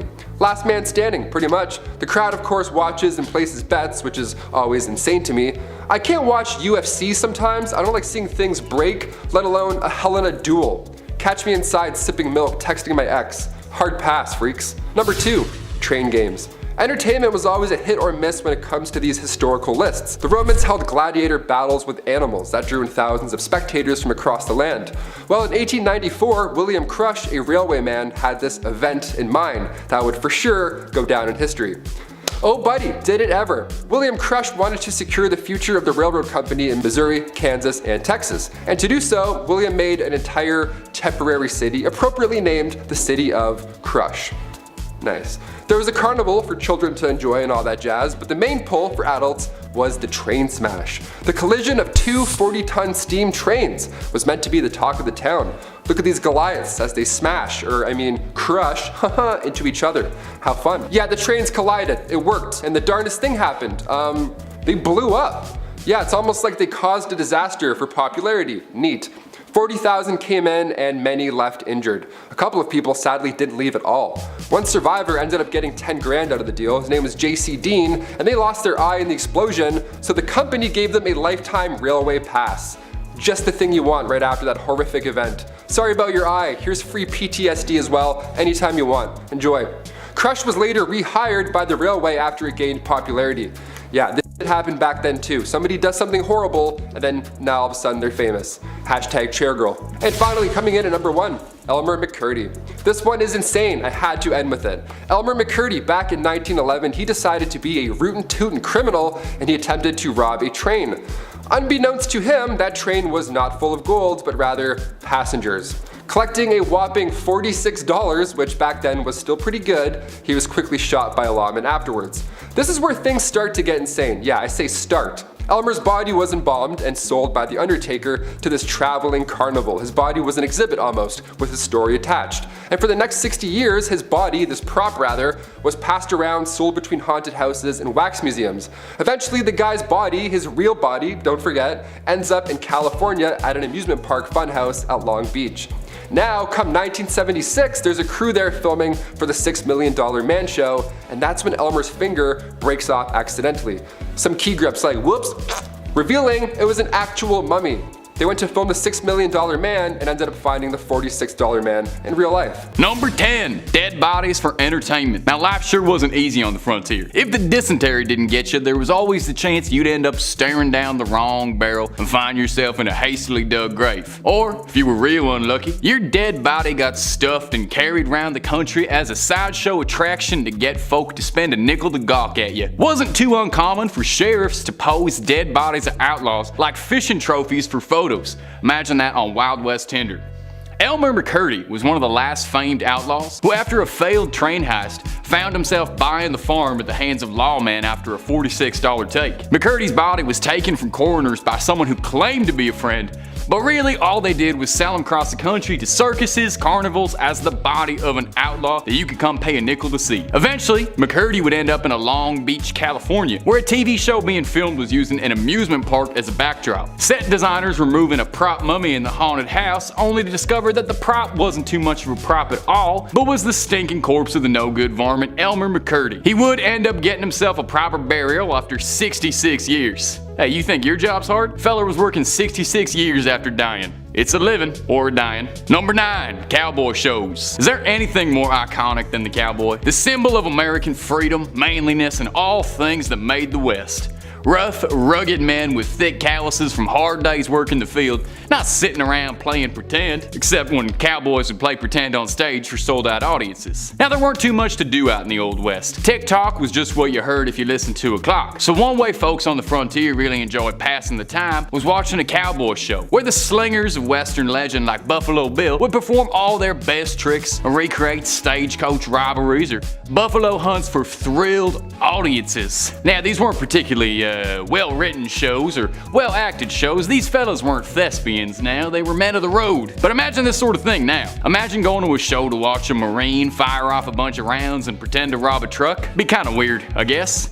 But that's what you do when no one's invented the internet. You get up to some pretty weird stuff. Number 8.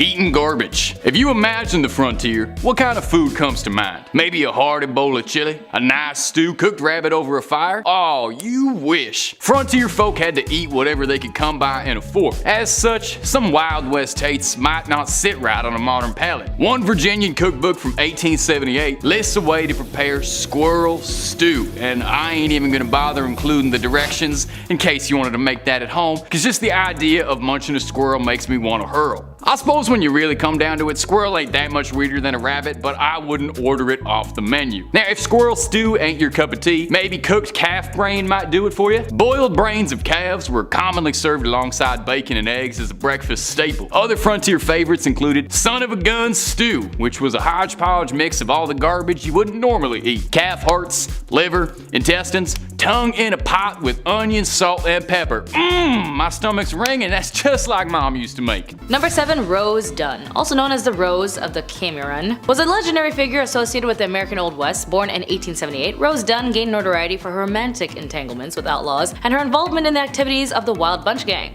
Rose Dunn was also born in Indian Territory, which later became Oklahoma in 1878. She came from a large family, and her brothers were also known for their involvement in outlaw activities. Rose Dunn then became romantically involved with George Bitter Creek Newcomb, a member of the Wild Bunch Gang led by Bill Doolin. The Wild Bunch was notorious for its involvement in train and bank robberies, as we know. In 1895, a shootout occurred in the Dunn family ranch involving lawmen seeking to capture Dunn brothers and their associates. During the confrontation, Rose's brother John Dunn was killed, and her older brother George Dunn was captured after the death of Bitter Creek Newcomb. Rose Dunn then lived more of a settled life, and she married Charles Albert Noble, a farmer, and they had a family. Rose and Charles lived in Cathridge, Missouri. Rose Dunn then passed away on February 5, 1955 in Parachute, Colorado. Number 6. Sarah Jane Newman was born in Tennessee in 1817 and later moved to Texas. Also known as Sally Skull, was a figure associated with the Texas frontier during the mid-19th century. Her life story involves elements of violence, crime, and romance, contributing to her notoriety in the history of the American West. Sarah married George Washington Skull, a Texan and a participant in the Texan War of Independence. George Skull operated a ferry and owned a ranch in a location known as Skull Crossing in the San Antonio River. The crossing was an important point for travelers and cattle drives, as the Skull family became involved in violent feuds with the Taylor family over land and cattle. This feud escalated and resulted in several killings on both sides, with also casualties in 1867. During the height of the feud, Sally Skull was widowed after her husband George Skull was killed. Following his death, she sought out revenge and killed several members of the Taylor family. And after the killings, Sally Skull was captured and imprisoned. She was definitely tried for the deaths, but was charged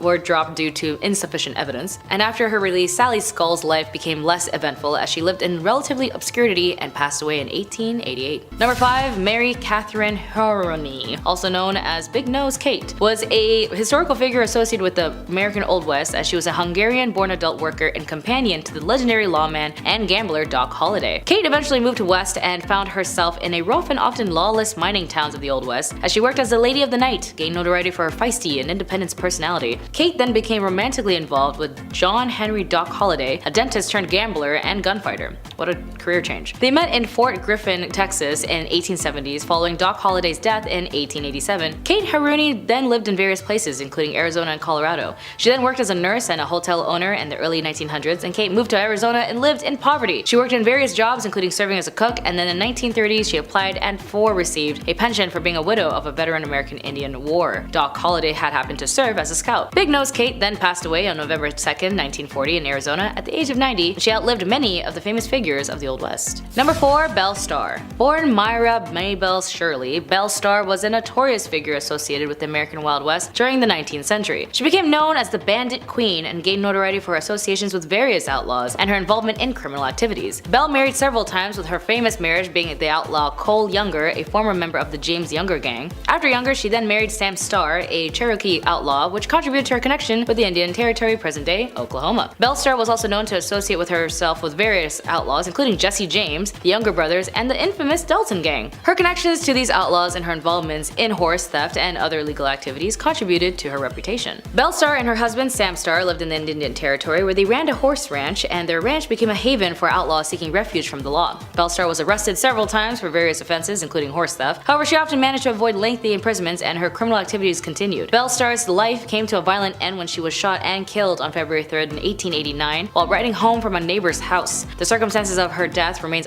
somewhat of a mystery, and the identity of the killer was never actually established. Belle Starr's life exploits became part of the Wild West folklore, and over the years, she had been portrayed in many books, films, and television shows, contributing to her enduring legend. Number 3. Etta Place. Etta Place is one of the mysteries of the American Wild West, as her true identity and details of her life pretty much remains uncertain. She was associated with the famous outlaws Butch Cassidy and the Sundance Kid, as we also know them, and is often considered to have been romantically involved with the Sundance Kid. Despite her connections to these historical figures, she is very little known about Etta, as Etta's place, true identity, and background are unclear. Her real name and place of birth and details about her early life are not actually known at all, and some historical sources suggest that she may have been born in the United States, while others propose that she could have just been European or South American origin. Etta Place is also best known for her association with Butch Cassidy, aka Robert Leroy Parker, and the Sundance Kid, whose actual name is Harry Alonzo Longabo, and she traveled with them during their exploits in South America, where they sought refuge to escape law enforcement in the United States. In the early 20th century, Butch Cassidy, the Sundance Kids, and Etta traveled to South America, where they continued a life of crime, and they are believed to have engaged in bank and train robberies in countries like Argentina and Bolivia. The fate of Etta Place is uncertain, as some theories suggest that she may have perished alongside Butch Cassidy and the Sundance Kid in a shootout with the Bolivian authorities. However, there is actually no conclusive evidence to support this theory, as there may be other theories that Etta Place's true identity, with some speculating that she may have had used multiple names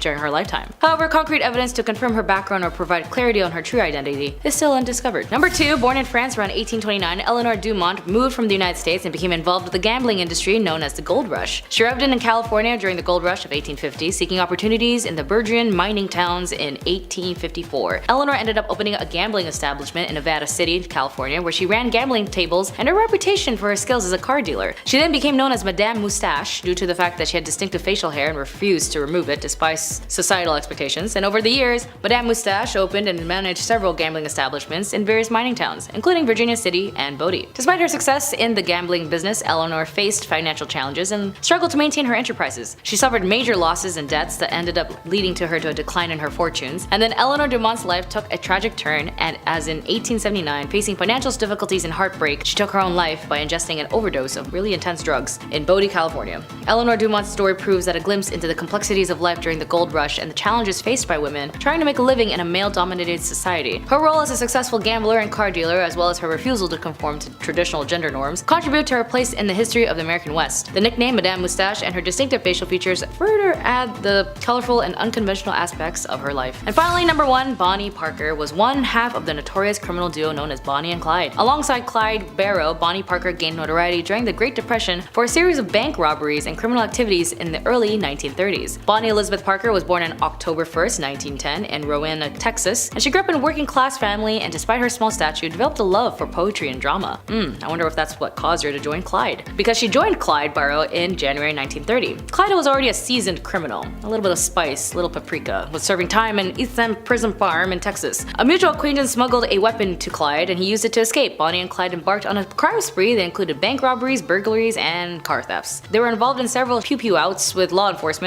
and their criminal exploits attracted significant media attention. Bonnie and Clyde were often a part of criminal gang that included their other associates, such as the Clyde brothers, Buck Barrow and his wife Blanche Barrow. The gang engaged in violent confrontations with law enforcement, resulting in injuries and fatalities on both sides. Bonnie and Clyde gained additional notoriety due to photographs found by police at one of their hideouts, and the images depicted the couple posing with weapons, contributing to their image of glamorous and dangerous criminals. Bonnie and Clyde crime spree came to a violent end on May 23, 1934, when the law enforcement officers ambushed their car near Bentonville Parish, Louisiana. The officers fired a barrage of bullets, killing both Bonnie and Clyde instantly, and the story of Bonnie and Clyde has become a part of American folklore. Their criminal exploits and romanticized in the media have been a subject of numerous books, films, and songs, and the 1967 film Bonnie and Clyde, starring Warren Beatty and Faye Dunaway, further cemented their status as infamous figures. Kicking off our list at number 10, seam squirrels. I love squirrels. Being Canadian, we see quite a bit of them. They're a little too friendly for me at times, but they're great. During the Old West era, seam squirrels were, well, not what you think. Personal hygiene was not a priority for many people back then, obviously, and lice infestations were unfortunately quite common. Now, the type of lice that affected people during this time was commonly known as body lice, which is pretty horrible. That could be found in the seams of clothing, hence the term seam squirrels. Yeah, not actually a squirrel at all. It's just body lice. Gotcha. Body lice, of course, was a major problem during the Old West era, and they were responsible for the spread of diseases like typhus, trench fever, and relapsing fever. Relapsing fever? I haven't even heard of that one. That's terrible. These diseases were often fatal because, ye Old West, and many people in the Old West succumbed to them. To combat the spread of lice and the, one of many diseases that they carried, people in the Old West often resorted to extreme measures, such as burning their clothing or even shaving their heads completely. That's why you see old cowboys and they look like they're stressed. They have no hair, their clothes are just gone. You're like, what happened? Lice. Lice happened. Some people also used remedies like vinegar and kerosene to try and kill the lice, so yeah, it was a rough time either way. Overall, lice infestations were a significant health concern during the Old West era, and they played a significant role in the spread of disease. Yeah, it wasn't just rats in the medieval era, it was also lice, which is even grosser in my opinion. Number 9, Old West dental. I could use some Old West dental recently. I'm chewing on one side right now, you know what I mean? In the Old West, dental hygiene was not a priority for everyone. They couldn't afford it. And also, dental care was often very sparse. You couldn't really find it anywhere for that matter. People generally didn't have access to modern dental tools or products, and many did not have regular access to any dentists at any point in their life, which is a sad but real fact. That would suck. I'm terrified. However, there were some basic dental hygiene practices that people in the Old West may have followed to keep their teeth, somewhat in their heads, keep their gums not rotten. Didn't do much, but it did something. There were toothbrushes. Not many, but wasn't as good as Oral-B. There's some stuff. More often than not, you'd have to use twigs or chew on mint, that kind of natural survivor stuff. Some people may have also used a cloth or a rag to rub their teeth clean. Yeah, don't forget your tooth cloth before you go on vacation, I guess. Gotta and then put it back in your pocket. Your old woody teeth, gotta rub those. Access to professional dental care was limited in the Old West. Some towns, some had dentists, but all they did back then was just pull out the problem. They didn't give you a crown. They're like, which one hurts? All right, get out of here. All without anesthesia, so that's a great time. You're gonna remember all of it. Other options included a community toothbrush, which is hilarious to think about and also so sad. Yeah, some public establishments had a public toothbrush. Can you imagine? Go out, have a little brush, check your teeth. All right, cool. I'm gonna go back to the bar. I'm gonna be sick. I'm gonna actually throw up right now. Number 8, no spitting. Spitting was a common habit back in the Old West. You see it in movies and parodies. They're always spitting on the ground and stuff. Well, it's because it's real. It's a real fact right there. It wasn't officially outlawed. However, many towns and cities did prohibit spitting on sidewalks and inside of public buildings, because yeah, please don't do that. Thank you so much, sir. This was largely due to concerns about hygiene and, of course, like I said earlier, the spread of disease. In addition, spitting was considered rude and uncivilized behavior. Yeah, of course, and many people were offended by it. Middle of conversation, guy just spits in between your feet. I'm like, wait, don't do that. Please don't do that ever again. Some businesses even had signs asking customers to not spit on the floor. Can you imagine what kind of shithole you're in? You have to ask people not to do that. There was also social norms in place that discouraged spitting in certain situations. For example, it was considered impolite to spit in the presence of a woman or in formal settings, which, yeah, I agree, still do that today. That's great. Despite these efforts to discourage spitting, it remained a common practice among cowboys, miners, and other workers in ye Old West. They're like, yeah, I have shit in my mouth. I don't know, we don't have water. I'm gonna spit. Sorry. Number 7. Law enforcement. That being said, back in the day, things were a little different. Not that many body cam back in those days, I'll tell you that for free. With a lack of formal law enforcement, communities often took justice into their own hands. They're like, oh yes, all 17 of us, we've decided, you're out of here. Vigilante coups would form to hunt down suspected criminals, often resulting in brutal forms of punishment without a formal trial. Yeah, no judges needed, no jury duty, nothing like that. The town ended the conflict in 48 seconds. You're welcome, let's get a beer. Let's get a really disgusting beer. Number 6, public punishments. Now, when I say the town handled it, this is what I mean. We gotta go into detail here, because that's why I'm here. Public hangings were often treated as a social event, with crowds gathering to watch as if it were entertainment. How disgusting is that? They were dressed to the nines, they grabbed the whole family. People would come from miles around, sometimes with picnics, to witness this brutal punishment. Yeah, picnic. What food do you pack for a hanging? Nothing with a crunch, that's for sure. You don't want to ruin the show for the people around you. Sorry. Number 5. Banking. Today, online banking is super easy, but back in the Old West days, you didn't get a courtesy email, you didn't have overdraft, nothing like that. In fact, the United States national banking system didn't even exist until 1863. So what happened before then? Are we just hiding our money in our underwear? What are we doing? Before then, you'd have what were called wildcat banks. And these wildcat banks would take deposits for a short amount of time, and then unannounced, out of nowhere, they would run. They would disappear overnight with all of your money, everything, your whole life savings. Gone. They did the long con. They played the long game. They were actors. So you're telling me they pretended to be bankers for months at a time? That's almost impressive. They'd have the fake mustache. Oh, good morning, sir. Sign here, please. They lied. They faked it for months. They just lied for months and then dipped out of nowhere. Thankfully, after 1863, a noble profession was to work at a bank and, not steal everybody's money. The Hudson Bay Company, Wells Fargo, these big names, they all gained trust over time because of these fake Looney Tune banks. You imagine, how do you not break character? You're like, okay, and that's you all set up. They're like, we got it, go.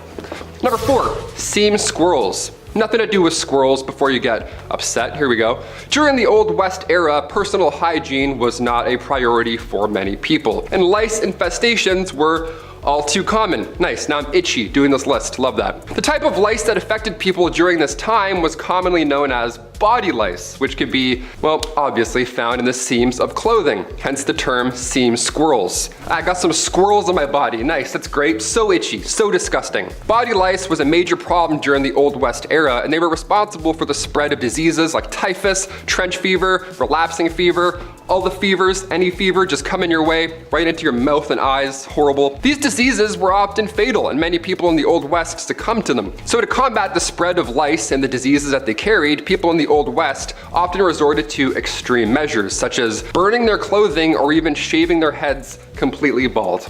Bunch of bald cowboys. Bunch of naked bald cowboys walking around being like, where's my money? I thought this was a bank.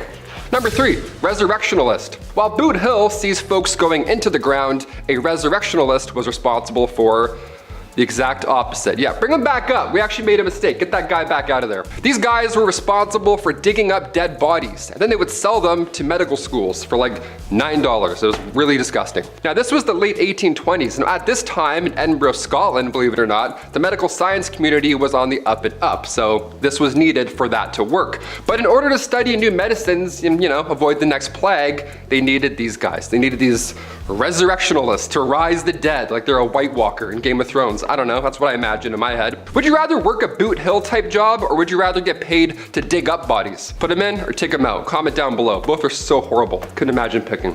Number 2, bad bartenders.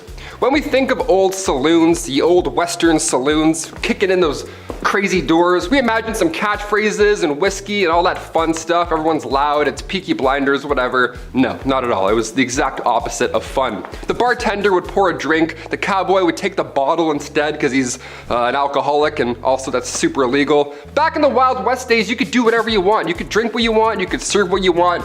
Anything goes. Bartenders also had no regulations to follow behind that sketchy bar. So not only was it very high proof, but some bevies like tarantula juice would just straight up kill you. Yeah, if its name didn't tip you off, if you're drinking tarantula juice, it's because it's made with poisonous ingredients. Tarantula juice was made from strychnine, and if you drink it, well, you'll feel like there's tarantulas crawling all over your skin. Huh, how fun is that? Cool. Which button do I press to not tip? Thanks so much. Number 1, medical shows. Today, medical shows are fascinating. Even on YouTube, Dr. Pimple Popper, are you kidding me? I can gag all day and watch that, it's the best. Back in the Wild West, the 1860s to the 1890s specifically, they had what's called medicinal showmen. Now these guys, these showstoppers, they would show up in your town selling elixirs and tonics because everyone needed one, of course. Everyone needs to live a happy and comfortable life, but they were full of lies. Don't listen to these guys, all right? These professional medicinal showmen would have pawns run ahead, stay in your town, and then wait. They would plant themselves in the audience before these random demonstrations of amazing medical elixir shows began. So they'd call up random audience members, one of these being their buddy, and then these magical elixirs would treat their ailments just like that. What an amazing show. I'm in. I'm gonna buy this immediately. One of the most successful of these elixirs was the elixir made from John Healy and Charles Bigelow. It was a mixture of herbs, roots, and animal fat, and it was said to treat any illness back in the day. But in reality, it was an extremely strong strong laxative. So imagine finding that out on the way home. You're like, hey, I'm exploding out of my body. What's going on? I don't think that worked back there. Number 10, bank robberies. Okay, when we hear about the wild, rootin' tootin' Wild West, whatever, we think of outlaws like Butch Cassidy's Wild Bunch, the James Younger Gang. Apparently, it was just bank robbery central back then. Just a lot of this and tapping and riding horses and stuff. That's really not true. Bank robberies didn't happen that often in real life. In fact, during the Wild West era, officially declared from 1865 to 1900, there were only 8 bank robberies. 8. That many years ago, along 15 western states, there were only 8. To put that in perspective, in 2017 alone, there were roughly 4,000 bank robberies in the United States. Much more than 8. The first armed robbery ever in history was done by the famous outlaw Jesse James and his brother Frank. This went down in 1866. The gang of outlaws robbed the Clay County Savings Association in Liberty, Missouri. Fun rootin' tootin' history. Number 9, camels. My favorite actor growing up, hands down, was Woody from Toy Story. The guy's physical comedy was on point. And no, I don't mean Tom Hanks. I mean Woody, with this crazy little cowboy run, tipping his hat. But what's a cowboy without his horse, right? As soon as Bullseye got introduced in Toy Story 2, the picture was complete. A cowboy and a horse. We've seen this combo at some point in our lives, everywhere. But did you know that for around 100 years, camels were part of Texas wildlife? So imagine a cowboy on a camel. Yeah, that's real. That happened. Imagine 2 cowboys on the humps of a camel. How silly and intimidating would that look? Back in 1855, Congress spent thousands to purchase and ship feral camels from Egypt. The hot Southwest would make sense when it comes to camels doing their camel thing. But by 1857, the army had 70 camels. Things were going well until, you know, the Civil War happened, and then the camels escaped and all that madness, and then from then on, for 100 years or so, they bred and roamed Texas. Yeehaw, on a camel, have fun. Number 8, cowboys. Alright, since we're talking about cowboys, let's really talk about cowboys. Who were these guys? Was everybody just a cowboy off the bat, or did you have to earn it like a knight? What's the deal here? Well, the guys that we picture in our brain, like Woody, those are cattle herders, and then buffalo, thousands of them, they would roam the land to eat and find water. They would travel miles away, so the herders would follow on horseback and then drive them back to their ranch. They mostly ate beans, dried meat, obviously, and a lot of coffee. Those are the 3 main ingredients of yeeing and hawing. Am I a cowboy? I love beans and coffee. Coffee beans? Don't even get me started. A classic Western outfit was the denim jeans and chaps, the leather covers that, go over your legs. The large rim hats were called Stetsons. Aside from looking cool, they were large enough to keep the sun out of your eyes. That hat would also double down as a drinking bowl for their horse. Sharing is caring. Number 7, the Bison Express. Humans are responsible for the disappearance on many wild animals in one way or another. It's usually our fault. Yeah, going back to the Wild West, the year 1869 specifically, that's when the Pacific Railroad was done. It was open to the West to all these explorers, but now they were whipping across these wild lands in record speed, passing hundreds of bison every single trip. Eventually, it didn't take long for these railroads to advertise hunting excursions on these trains. So yeah, guests would climb aboard the top of the train cars and hunt on the top of the trains. Yeah, on the top they would just shoot these animals for sport. Obviously the train couldn't stop and go back for the bodies, so they would just leave them. This one man, Orlando Bond, nicknamed the Brick, he apparently shot thousands himself. He rode the express so many times his rifle caused him to go deaf in one ear. This was done purposely to deprive Native Americans of their food supply. Now our bison's number are incredibly low, something like 2% of what it once was, and humans, well, we're still pretty garbage. What do you know? Number 6, alcohol. These saloons cowboys would visit, was there a bouncer? Did you need 2 pieces of ID? What was the drinking age back then? Well, besides the swinging saloon doors, it really wasn't a fun time at all. Alcohol back then, first of all, was basically just poison. Actually, it was literally poison sometimes. They had whiskey like 40 rods and Tao's Lightning. You have a couple of those and you're literally passing out in minutes. Nobody was getting cut off in old-timey saloons. The bartender wasn't like, hey, how about a water, buddy? Let's get you home. No, it was a show. They had this one drink on bar rail called tarantula juice. Yeah, happy 21st birthday. Go throw up. It was made from strychnine, which was actual poison. So when the whiskey wore off, the strychnine would be left over in the patron's body, and it felt like tarantulas were crawling all over your skin. Ugh, yeah, I'm good with a Bud Light Lime. Thanks, man. Number 5, the gold rush. Picture a billboard for the Wild West, okay? What's on it right now? A cowboy tipping his hat in the corner with 4 missing teeth, a sunset in the corner obviously, maybe a horse, and also a bunch of gold stacked up in a mine, right? Well, we've heard about the Wild West here and there, but was there really a massive gold rush? The California Gold Rush of 1849, despite what history commonly believes, wasn't the first big gold rush, not even close. The first one was back in 1799. A young man named Conrad Reed found this yellow rock right on his property. He had no idea what it was, and for years, he and his father John Reed used this rock as a door stopper. You already know where I'm going with this. This 17-pound nugget of gold, which is worth a lot even today, back then this information was game-changing. Congress then built the Charlotte Mint just so they could handle all this incoming gold found in North Carolina right after. Then later in 1828, more gold was discovered, but this time in Georgia. This was the second rush. Then come 1848, James Marshall found gold at Sutter's Mill, California. After the third one though, that's when the thousands moved out west. That one had the biggest pull. So it's pretty big, but not the first. Number 4, the OK Corral. The shootout at the OK Corral went down on October 26, 1881. It's known as the most famous shootout in history. But should it be? Really?